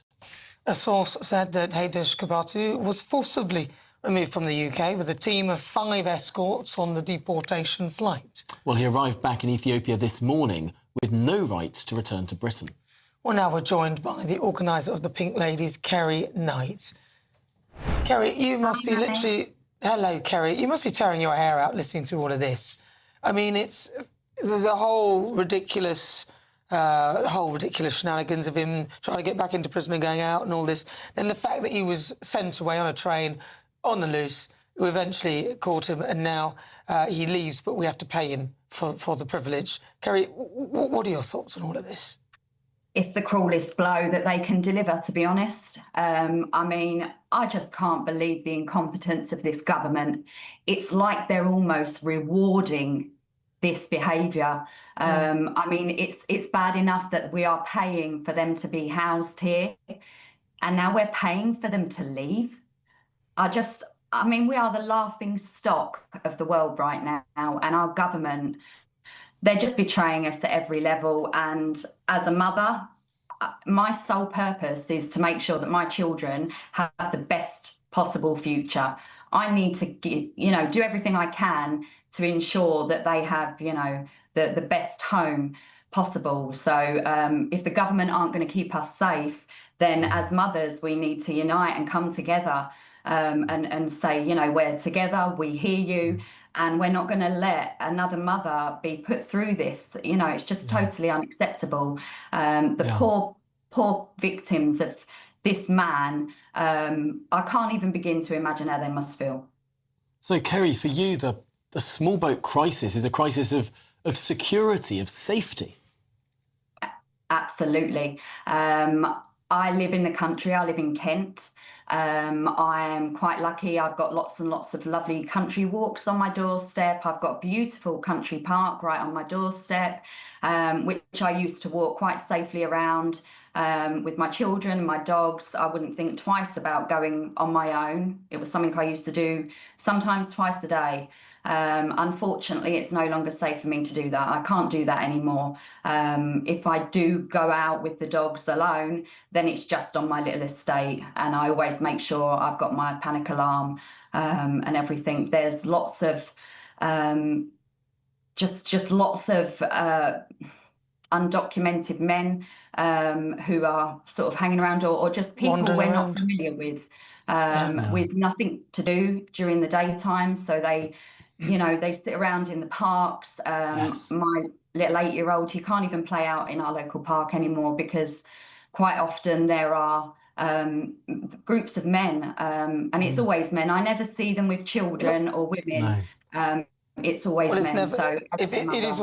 It is always men, Kerry, because a lot of the women or children, they get killed on the boats, or they just wouldn't be foolish enough to get on there. Kerry Knight, really good to talk to you. Thank you so much for your thoughts. She is the organiser of the Pink Ladies. Thank you for having me. There is this strange phenomenon in many towns and cities now of just groups of men milling about? Well, there's nothing for them to do, which is why I said that when they come to this country via illegal means, via the dinghy, that they should be detained. And when I say that, I mean not allowed to roam free, because we don't know who the hell they are. I don't get why that is such a terrible thing to say. And we are seeing what is happening to those who are, even that awful one who's just murdered someone, who we now hear he was a small boat migrant. We hear about that. He's murdered someone, and now we learn he was a small boat migrant, and he'd been refused asylum. It's a matter of security. Detain, deport. Detain, deport. It's really simple. Well, this is Good Afternoon Britain on GB News, and there's plenty more still to come. A major blow to Labour's green ambitions. Are Ed Miliband's net zero plans starting to unravel? But after the break. With the Prime Minister refusing to rule out hiking income tax, should we begin to accept the inevitable? All of that and more to come. You're with GB News, Britain's #1 news channel.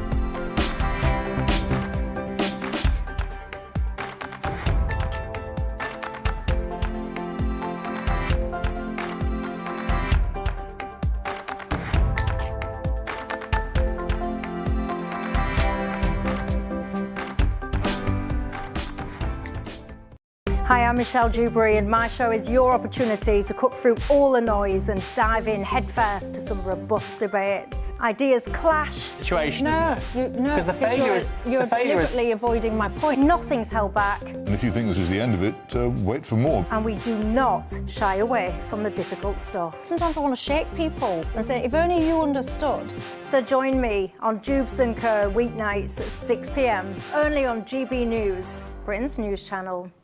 Westminster, the ultimate clique. And you're fighting like rats in a sack. But here on the Camilla Tominey Show, we ask the questions the establishment media is too scared to ask. OK, let me ask you a straight question, because I know you're a straight-talking politician. Whether it's net zero, illegal immigration or law and order, nothing is off limits. You had the power then. Yeah, as I and now you've lost it. That's the Camilla Tominey Show, a politics show that's fearless. But no, let me finish my question if you don't mind, because it is my show. Sundays at 9:30, only on GB News, the People's Channel, Britain's news channel. Join me, Nana Akua, for an informative, interactive news programme with a difference. It's fun.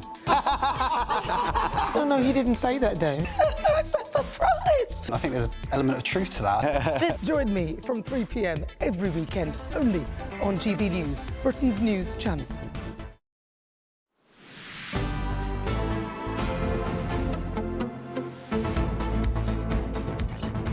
Good afternoon, Britain. 28 minutes after 2 o'clock. Now, Sir Keir Starmer has refused to stand by his pledge to not raise taxes. Yes, the Tory leader Kemi Badenoch questioned the PM on his party's plans for next month's budget, but Sir Keir Starmer denied to answer. So are taxes on the rise? GB News' political editor Christopher Hope is with us, and Conservative peer Lord Moylan. also joins us. We'll start with you, Christopher. Yes, it was a clever moment in PMQs. Of course, it is officially a court, and the idea is the leader of the opposition is challenging the PM on his record. She asked, didn't she, the Kemi Badenoch back in July this year, the 9th, will you put up national insurance, income tax or VAT?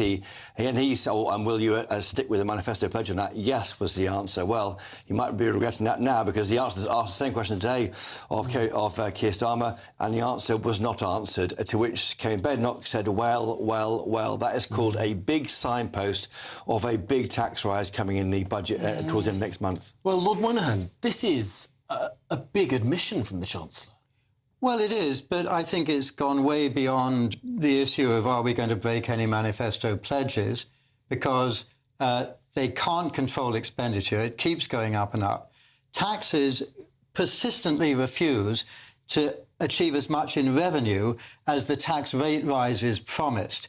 And if you look at the OBR and the IFS, all of their forecasts as to how much tax would actually be raised by all these more and more taxes being imposed have always overestimated how much tax will be raised. So it's just a factor of, OK, who are the people who are not going to vote for us that we can tax some more? And obviously with over half the nation actually net recipients of government, large S, the balance is, OK, well, let's raise income taxes, and it'll hit, well-off people the most, and a whole bunch of them will leave the country, joining the flood that's already gone, and the taxes won't go up, and they'll still be in the same bind as before. On that point, not because what they did was they used taxes where they really couldn't control the variables, so VAT on private schools. Well, you'll get that money if this, if that, and if that, but you have no control. Income tax, you've got a more obvious,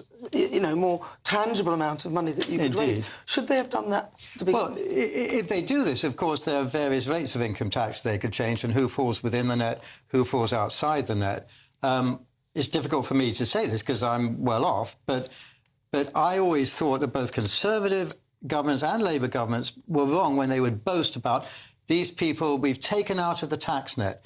They don't have to pay any more, because what you're doing is raising a nation of people who are concerned about their rights, not about their responsibilities. Nobody's got a stake in keeping taxes down. Keeping taxes down is what grows the economy, which is what makes everybody well off in future. It's not well understood because of sort of the political rhetoric of the last decade, perhaps.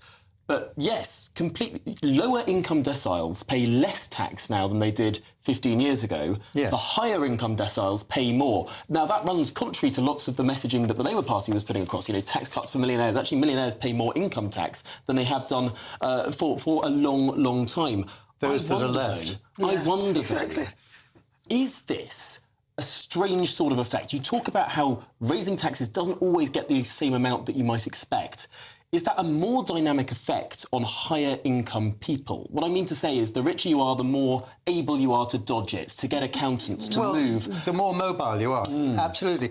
It's, in a parody of that statement, is first they came from the non-doms, and they said, well, nobody likes non-doms, so let's tax the hell out of them. So then the non-doms leave, and then they say, well, we never liked those non-doms anyway, but so they don't get the taxes they thought. So they say, OK, now we'll do the millionaires and billionaires, and then they all leave. And then they say, well, we never liked them anyway, and it just goes round and round. So supplementary to that is, if we're going to have this size of state, this largesse of spending from the Chancellor, is the only real way that she's going to raise this money by coming for the people who wouldn't consider themselves well off, the kind of people who can't have complicated tax arrangements, people who are in ordinary jobs. You can't run away, basically. Well, the easiest thing to do is to cut spending, of course, which you were all talking about earlier, about disability and what Zia Yusuf is doing and so forth. But say you're just incapable of getting rid of spending. The increased tax that least hits economic growth is consumption tax, which, by the way, even Margaret Thatcher raised consumption taxes. Is very often forgotten that was what the 284 economists were complaining about, that she raised taxes. Cut income tax, raised consumption tax. Yes, exactly. And it's not known very well that Britain has the narrowest bunch of products Only about 50% of products and services get hit with VAT. It's the narrowest bunch in the whole of Europe. And a country that's done very well, Denmark, has the widest. Everything gets hit with VAT. Now, that, of course, would be very unpopular, but they're going to lose the next election anyway. So they might as well do something that will help the economy. So you think raising VAT would be a wiser tax? Well, having a wider bunch of products and services being hit with VAT. I mean, if you did that, you could actually have a lower rate of VAT on more products and goods and services and raise more money. But in the book that I've written, that's precisely what I recommend. But then she'd break her manifesto promise. But I say we got way beyond breaking of manifesto promises because we're in a mess. There is no money. People just refuse to understand that. And when you're in a household, if there is no money, you decide what you have to cut. You don't hope for more money coming in. You say, what are we not going to spend? And was it a mistake then for her to say that she was not going to raise those 3 taxes? Well, you won't get me dissing.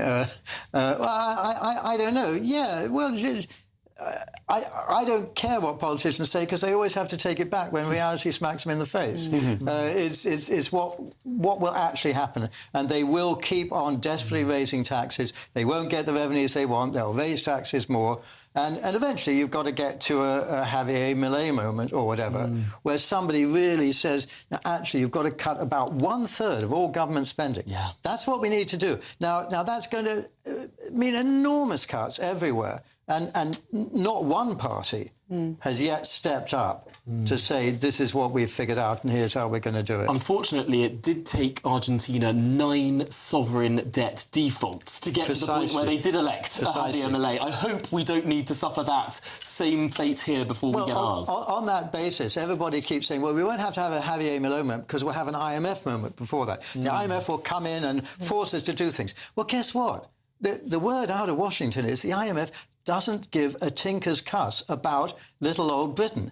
They're saying, you're on your own, mates. We've got other problems to sort out. We're not going to give you any money, just so that when the IMF moment comes, that won't do us any good at all. We'll have to move on to the Javier Milei moment, and it hasn't happened yet. It's extraordinary, isn't it? There's no money. There's no money to go around, and yet we're giving away BMWs to benefit claimants. Yes. We're giving 500 quid to a sexual assaulting migrant. I mean, there is so much money for where the public probably doesn't want the money to be spent, and then everyone's being squeezed for it all. I mean, make it make sense. It's baffling. It's terrible, terrible. It's a big black hole, and Rachel Reeves is falling into it. But thank you very much to GBNews' political editor Christopher Hope and also Conservative Lord Moynihan. Well, still lots more to come on Good Afternoon Britain. Yes, a major blow to Labour's green ambition. Are Ed Miliband's net zero plans starting to unravel? All of that and much more to come. You're with GB News, Britain's #1 news channel.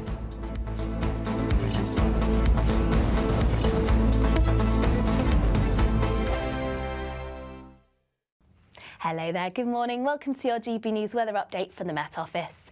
This Wednesday does bring a wet start across parts of the south and southeast. A day of sunshine and showers elsewhere, though it is going to be feeling cooler than it did yesterday. Taking a look at the bigger picture, and we've got low pressure situated to the north. This sweeps in this cold front across parts of the south and southeast, so that's where we're going to see the bulk of the cloud and also some spells of rain through most of the day, particularly across parts of Sussex and Kent, where it could turn quite heavy for a time. Elsewhere, there will be plenty of dry weather, though we can't rule out some showers, particularly across areas of the northwest, turning quite breezy here, and some of these showers could be heavy, perhaps even some hail and thunder, though this should be mostly isolated. Feeling cooler than yesterday, particularly under any prolonged spells of rain, highs only reaching around 14 degrees Celsius. Now, the rain will linger for a time across the very far southeast, eventually clearing through the course of the night. We'll see a mix of clear spells and also plenty of showers still pushing in from the west. These two at times could be quite blustery, if not quite heavy. Still plenty of cloud into the evening across parts of Scotland. There's still plenty of showers feeding in through the north. But as we progress further into the night, any rain, any showers will soon ease away. We'll see those winds lighten up too, allowing plenty of clear skies across the country. And with light winds and clear skies, that means it is going to be turning chilly. We'll likely see some patchy frost. This could be quite widespread across northern areas, and also some mist and fog by the time we reach the morning. So leading us into quite a chilly start as we head through the early hours of Friday. Many towns and cities, lows reaching around the mid to low teens, but many rural areas likely dropping below freezing. So a chilly but bright start for Thursday, and there should be plenty of sunshine around for the morning, eventually clouding over later through into the afternoon, and this cloud will bring spells of rain, particularly across Northern Ireland and western areas of England and Wales, pushing up into Scotland later, turning quite blustery too, particularly across Northern Ireland, and once again a fairly chilly day, highs reaching around 14 degrees. Crash Law 24 sponsors GB News Traffic and Travel Report. Good afternoon. This is the latest AI travel news from GBNews.com. A broken down vehicle on the M8 westbound between junctions 3A and 4 restricts traffic, so allow extra travel time. Britannia Bridge has a speed limit of 30 miles per hour. In Greater London, a collision on the M25 clockwise between junctions 25 and 26 closes 3 lanes, causing significant delays, with motorists anticipating an additional hour of travel. An incident on the A50 westbound in Leicestershire closes lanes between M1 junctions 24 and 24A. And on the trains, cross-country services between Doncaster and York and East Midlands railway routes face disruptions. For more travel news, go to gbnews.com. Crash Law 24 sponsors GB News Traffic and Travel Report.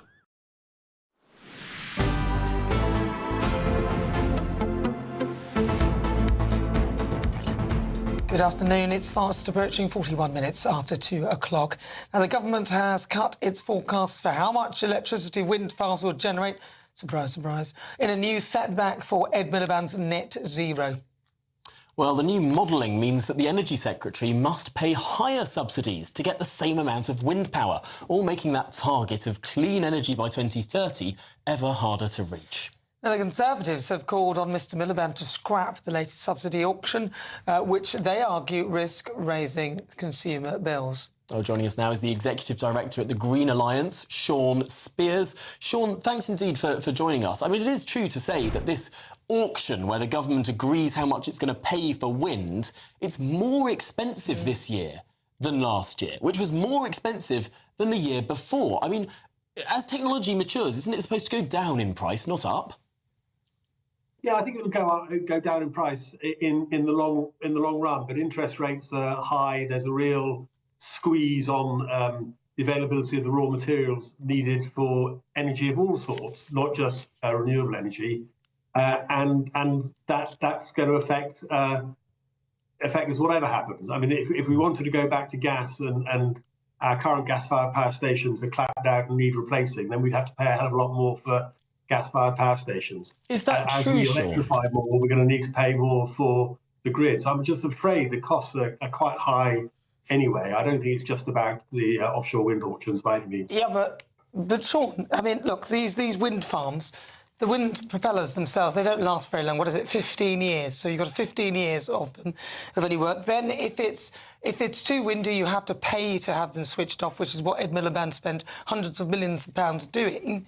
And then you actually buy these things from China in any case. You said in the long run it will pay for itself. How long do you think that would be in your estimations?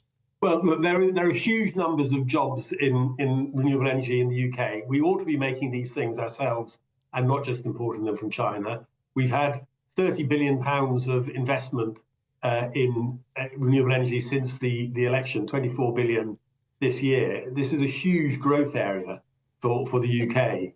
I think the question we need to ask, and which the Conservatives need to ask, is do we want to go back to a reliance on fossil fuels which rely on imports because we're not producing them ourselves? We saw what happened. Well, that's because we closed them down ourselves. And we're still all living with the consequences of that. So in the long term, the only solution is to go on to reliable, clean, homegrown energy. And that's what all the parties were in favour of until a year or two ago. And I wish they'd come back to that consensus. I mean, it was quite an expensive consensus. The last time I checked, gas was running about, is it per megawatt hour? About £68, whereas this round of wind auctions is up to £118. I mean, this is a third more expensive for wind than it is for gas. But gas is very volatile. So all our recessions in recent years have been caused by spikes in fossil fuel prices, and we don't produce fossil fuels in any quantity ourselves. So we do need that's a choice. To get off gas. We're still all paying, I think, £478 a year more for electricity bills on energy bills on average than before Russia invaded Ukraine.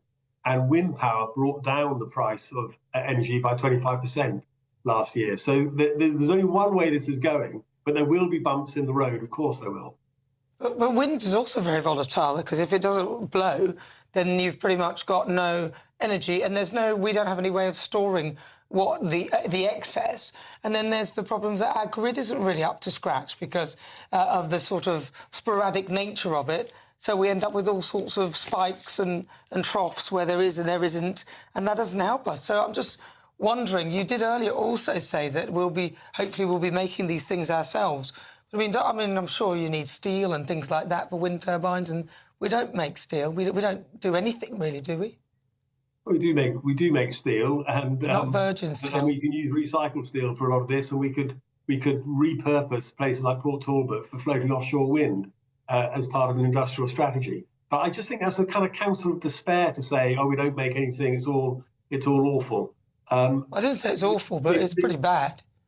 Well, it is bad, isn't it? The wind is intermittent, but it's part of a balanced energy system where you also have gas as a residual backup. You have nuclear, you have solar, you have interconnectors with the continent. So I think it's vastly exaggerated, the idea that when the wind doesn't blow, nothing's working. Well, no, I don't think. I think power is working.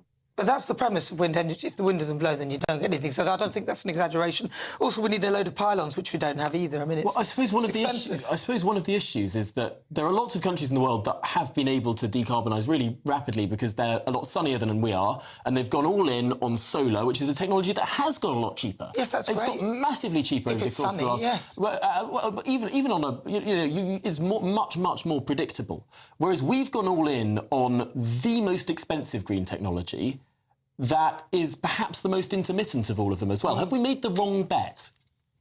No, I think we've only made one bet. I mean, Ed Miliband's got it in the neck for supporting some huge solar farms, and the government have now mandated solar on roofs as well for new buildings. So that's going to bring down the cost of housing. We're going for just one thing. We're going for solar, onshore wind, offshore wind, nuclear. There's a whole lot of stuff. You talked earlier about storage. Storage is coming on leaps and bounds. The Chinese are investing in storage.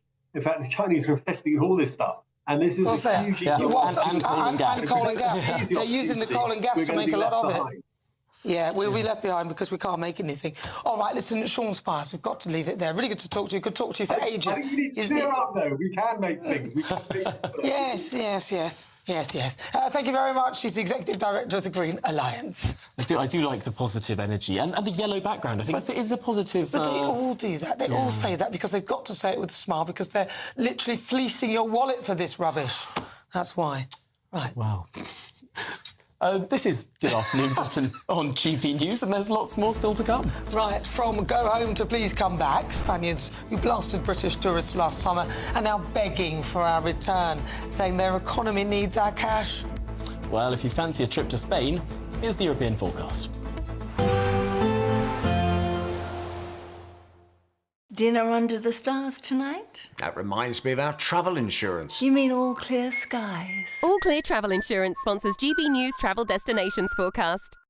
Generally brighter across many areas of Europe this week, though we can't rule out some rain, particularly across southwestern areas of Spain and also parts of Portugal, all down to an area of low pressure just to the west of the UK, swinging in some fronts at times. Also fairly showery across northern areas of Italy. Sardinia too could also see some spells of heavy showers, but elsewhere across the Mediterranean, pushing into Greece, it should be mostly dry and settled with some sunshine. Now there's still some showers in the forecast over the weekend, but otherwise feeling warm in any sunshine. All Clear Travel Insurance sponsors GB News Travel Destinations forecast. Westminster's full of talk, but out here, it's the real world. Am I allowed to talk then? No, that's it. This is where it matters, real people and real lives. That's what politics is all about. The fact is Trump made a good start. No. Straight answers, no spin, and just a couple of pints. How many fingers have I got up? About 10. So join me for Lee Anderson's Real World every Friday at 7 p.m. only on GB News. The People's Channel, Britain's news channel. Britain was once the envy of the world. But look around. A nation that no longer knows what it is or where it's going. A country that's broken. How do we fix Britain? How do we bring it back? Friday night with Matt Goodwin at 8 p.m. only on GB News.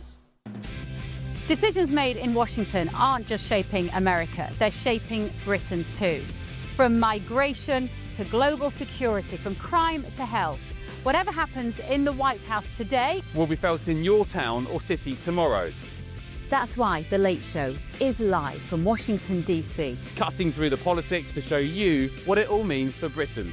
The Late Show live every night at midnight. Only on GB News, Britain's news channel. At GB News, we love to hear from you, our loyal community. So drop us a line at gbnews.com/yoursay.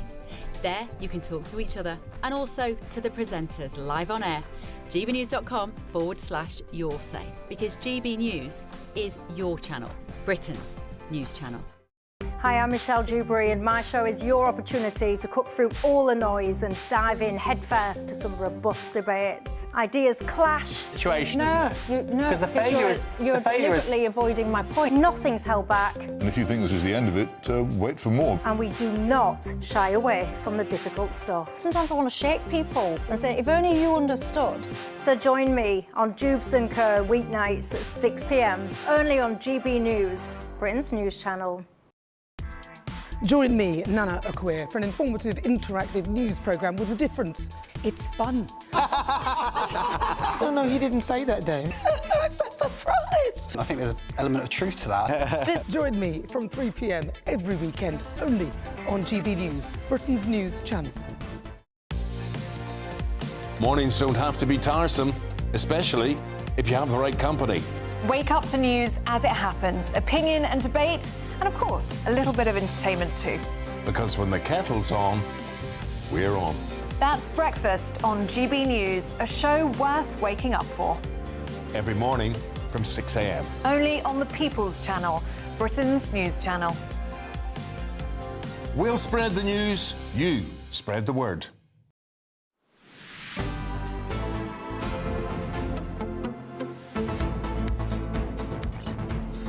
Good afternoon, Britain. We say in sync. Yes, a new survey has revealed that Spanish residents want Brits to visit their country, despite a string of anti-tourism protests. I remember those. Travel agents on the beach have plastered modified versions of the iconic Lord Kitchener's posters across Spain and the Canary Islands, urging tourists to ignore protests and continue visiting the popular holiday destinations. Well, joining us now is the head of research at Instituto Juan de Marina, Diego Sanchez de la Cruz. Diego, thanks indeed for joining us. This is a recruitment effort for tourists. You know what? I am happy that this poll shows that indeed a vast majority of Spaniards want none of that and appreciate the contribution that tourism makes to our economy.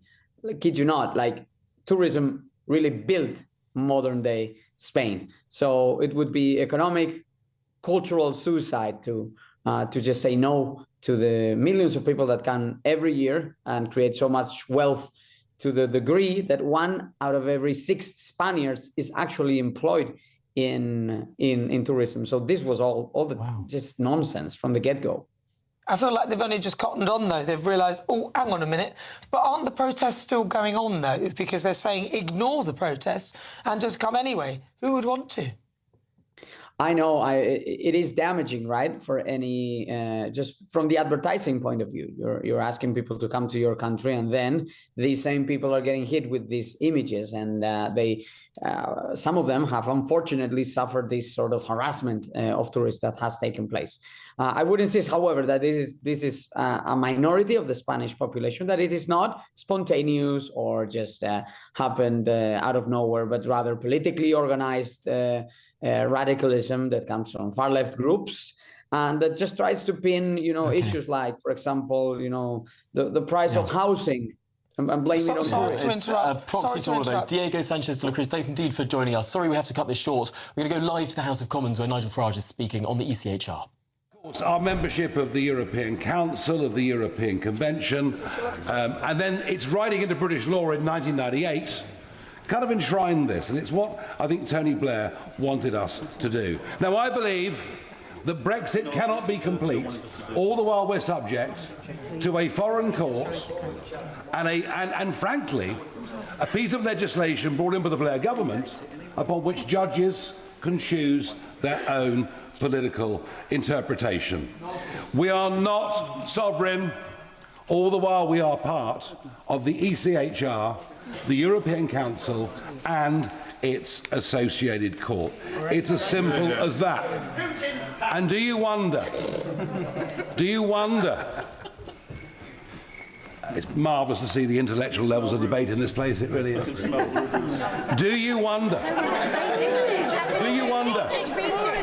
that out in the country there is growing frustration?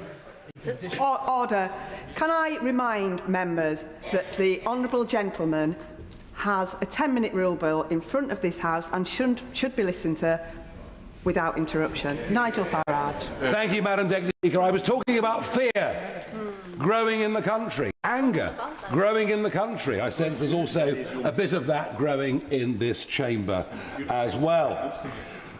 We do not believe, I do not believe, that it is right that we should, when it comes to controlling our borders, when it comes to who should be able legally to live, work and settle in this country, or indeed who should not be allowed to stay in our country, for this to be under the remit, firstly, of judges in Strasbourg, who, by the way, are jurists, most of them not even legally qualified, and secondly, under the political control of judges in this country who now can make their own interpretation of what we've understood for many, many years to be British common law. This bill intends to restore the power of this Parliament, the power of all of you as MPs, to actually be in control of the things that really matter most to all of your voters, whether they supported you or not. This bill intends to return British common law and to bring back some ideas, rather than state-given rights, of birthrights, of liberty and freedom. These are things that over centuries served our country far better than any other nation in the European continent. This is about liberty, it's about freedom, it's about democratic control. And just think of this. Whatever election result there is, even if 650 of us wanted to change rules on who can come across the channel and who can stay, we could be overruled by a convention we signed up to in 1998. We could literally, don't shake your heads, we could literally be overruled. Literally be overruled. So this is about sovereignty.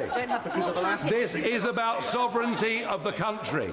It's about sovereignty of our Parliament. It's about our voters being able to choose the future course and direction of our own country. And that is why this matters. And let's just remind ourselves, very briefly, of some of the worst examples where the ECHR takes away our democratic rights. To begin, and it's really interesting, isn't it? It was the last Conservative government who decided to put in place the Rwanda legislation. In theory, very good.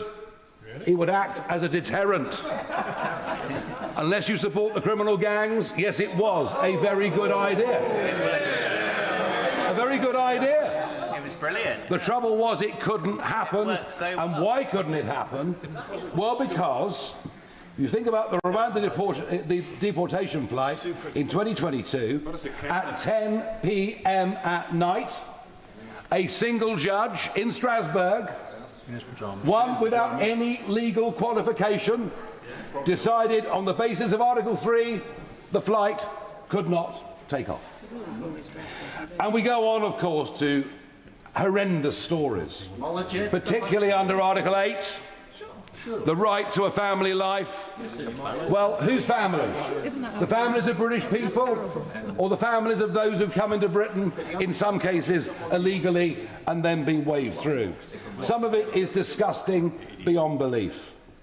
A Pakistani child sex offender dodged deportation on the basis that his removal would harm the children that he'd had in this country. And this goes on and on and on. Brazilian murderers, rapists, many others who claim under Article 8 the right to a family life. Well, what about British families? Yeah. What about their rights? Yeah. What about their freedoms? What are your priorities here as members of this place? Now, of course, we'll be told that by leaving this completely outdated 75-year-old convention, and by the way, I fully understand why in the 1940s this was signed up to, because the other European countries did not have constitutions, did not have democracies that could pretend them again, that could prevent them going into extremism. But it's now completely outdated. We are not Russia. We are not Belarus.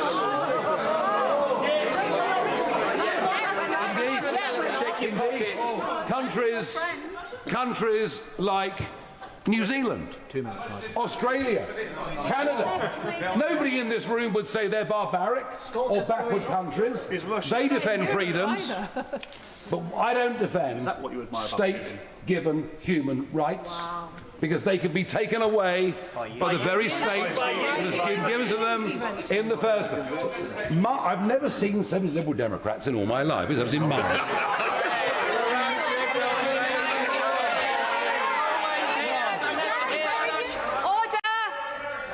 Continue.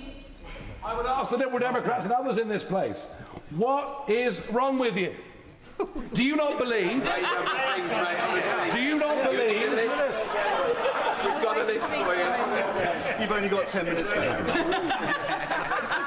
Do you not believe this country is good enough to make its own laws?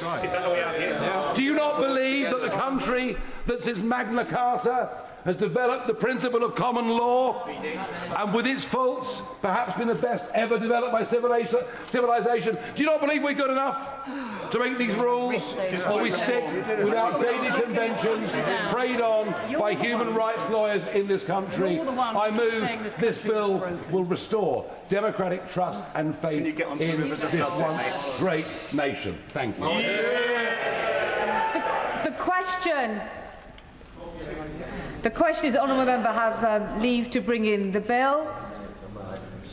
Ed Davey, up to 10 minutes. Thank you, Madam Deputy Speaker. The speech we've just heard totally misrepresents the European Convention. And the proposer's failure to mention the huge benefits and rights the European Convention has brought to millions of British people says it all. For those attracted by the argument we've just heard, let me give them one strong reason to think again. Russia, under Vladimir Putin, is the only country to have withdrawn from the European Convention on Human Rights. Now, maybe that's what attracts the honourable gentleman for Clacton to it. After all, he said that Putin is the world leader he most admires. Russia, a country where those who oppose the regime are mysteriously pushed off balconies, and where, if it isn't enough to murder a political opponent like Alexei Navalny, Putin has even jailed lawyers who dared represent him. Things not allowed under the European Convention. But as we've seen a leading political ally of the honourable member, Nathan Gill, imprisoned for taking Russian bribes, perhaps we shouldn't be surprised that the Reform Party is so keen to follow Russia. And besides Russia, Madam Deputy Speaker, where else are people's hard-fought-for rights under attack? Trump's America. Of course, the US isn't part of the European Convention, yet its citizens have benefited from something similar, the US Constitution, designed to check the power of tyrants and protect the individual from the state. And just like the honourable member's desire to remove people's rights here, his hero, Donald Trump, is doing the same in America, attacking the courts and the rule of law, even inciting a violent mob against the US Congress to overturn an election. But of course, the honourable member for Clacton has called President Trump an inspiration. So if you want to know the member for Clacton's intentions for British people's basic rights and freedoms, just look at Putin's Russia or Trump's America. Madam Deputy Speaker, that isn't patriotic. It is deeply un-British, and he should be ashamed.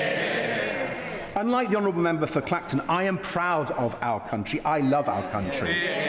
I am proud that Britain helped create the European Convention on Human Rights, championed by Winston Churchill himself. The Convention protects the very people who need it most, our elderly and most vulnerable, so they may live and grow old with dignity, our children, so that those facing horrific abuse have better protection. It also upholds our freedom of speech, so that the press and public can criticise those in power without fear. And it protects our peaceful right of protest. 70 years ago, Britain became the first country to ratify the Convention as a leading voice on the global stage for human rights and the rule of law. That is our history. That is who we are. That is Britain at our best. And yet the honourable member for Clacton wants us to forget our history, dump British values, undermine the rule of law and row back on people's hard-won rights. I say no. To help get over how wrong the honourable member and the Reform Party and the Conservatives are on this, let me give some examples. Madam Deputy Speaker, when people died because of poor care at Stafford Hospital, their families secured change because of these laws. When British troops died in Iraq because of poor equipment, the Supreme Court ruled that the government was accountable because of these laws. And they were also after 96 people were killed in the Hillsborough disaster, and the victims themselves were blamed, and their families finally got the truth because of these laws. And when the Metropolitan Police failed to properly investigate the horrific assaults of John Warboys, his victims were able to take the police to court because of these laws. Time and again, the European Convention and its British twin, the Human Rights Act, have brought justice for our people, protected them from gross misconduct and unfair treatment.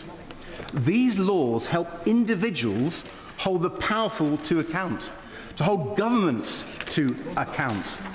These laws can get justice when the elite and powerful cover up and abuse their power.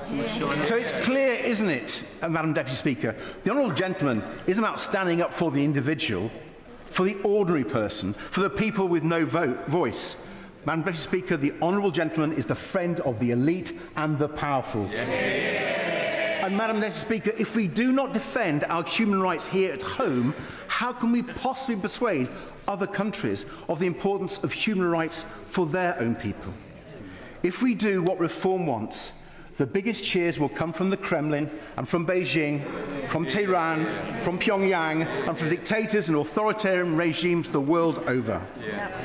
That would be a betrayal of everything our country stands for. And his plan would damage our country's ability to shape our world. Leaving the Convention would be another nail in the coffin of Britain's unique soft power, where we have so often in the past influenced world events for the better by being part of international agreements, by upholding international law, by leading.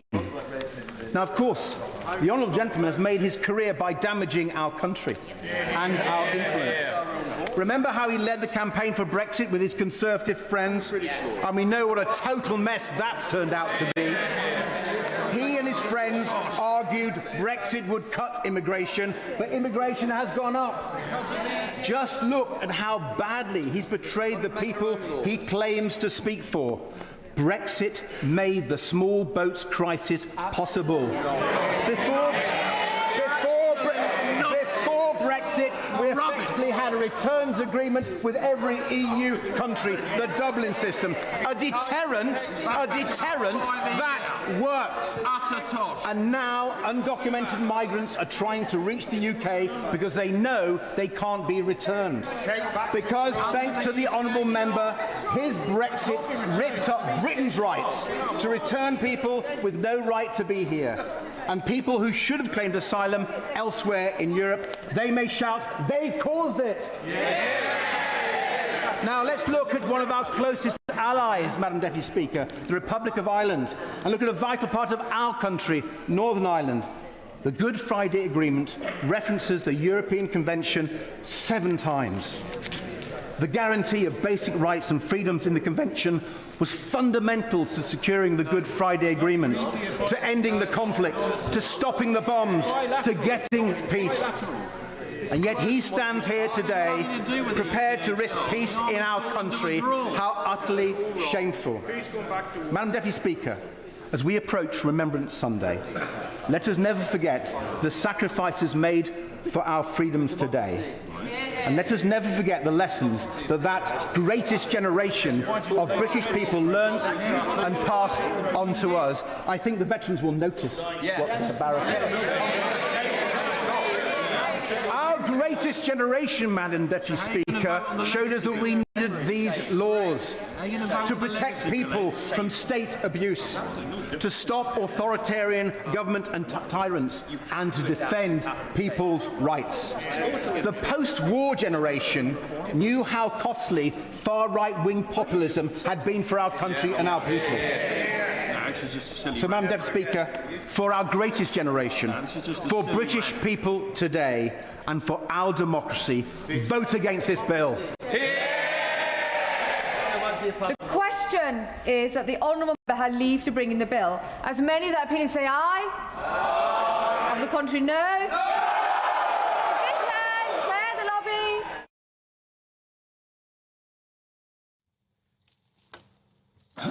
Okay, and that was, how should we put it?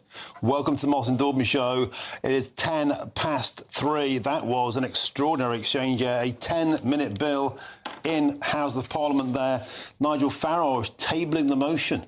I want a vote to try and force a vote to leave the ECHR, something which he said has totally neutered Britain's rights to maintain and protect its borders, and also completely neutered the government's ability to deport illegal immigrants. This was meant to be about taking back control of our borders by unveiling legislation to leave the ECHR and to officially mark this as a moment in Parliament. What followed next was pure political pantomime. Nigel Farage and his fellow Reform MPs totally surrounded by Liberal Democrat MPs.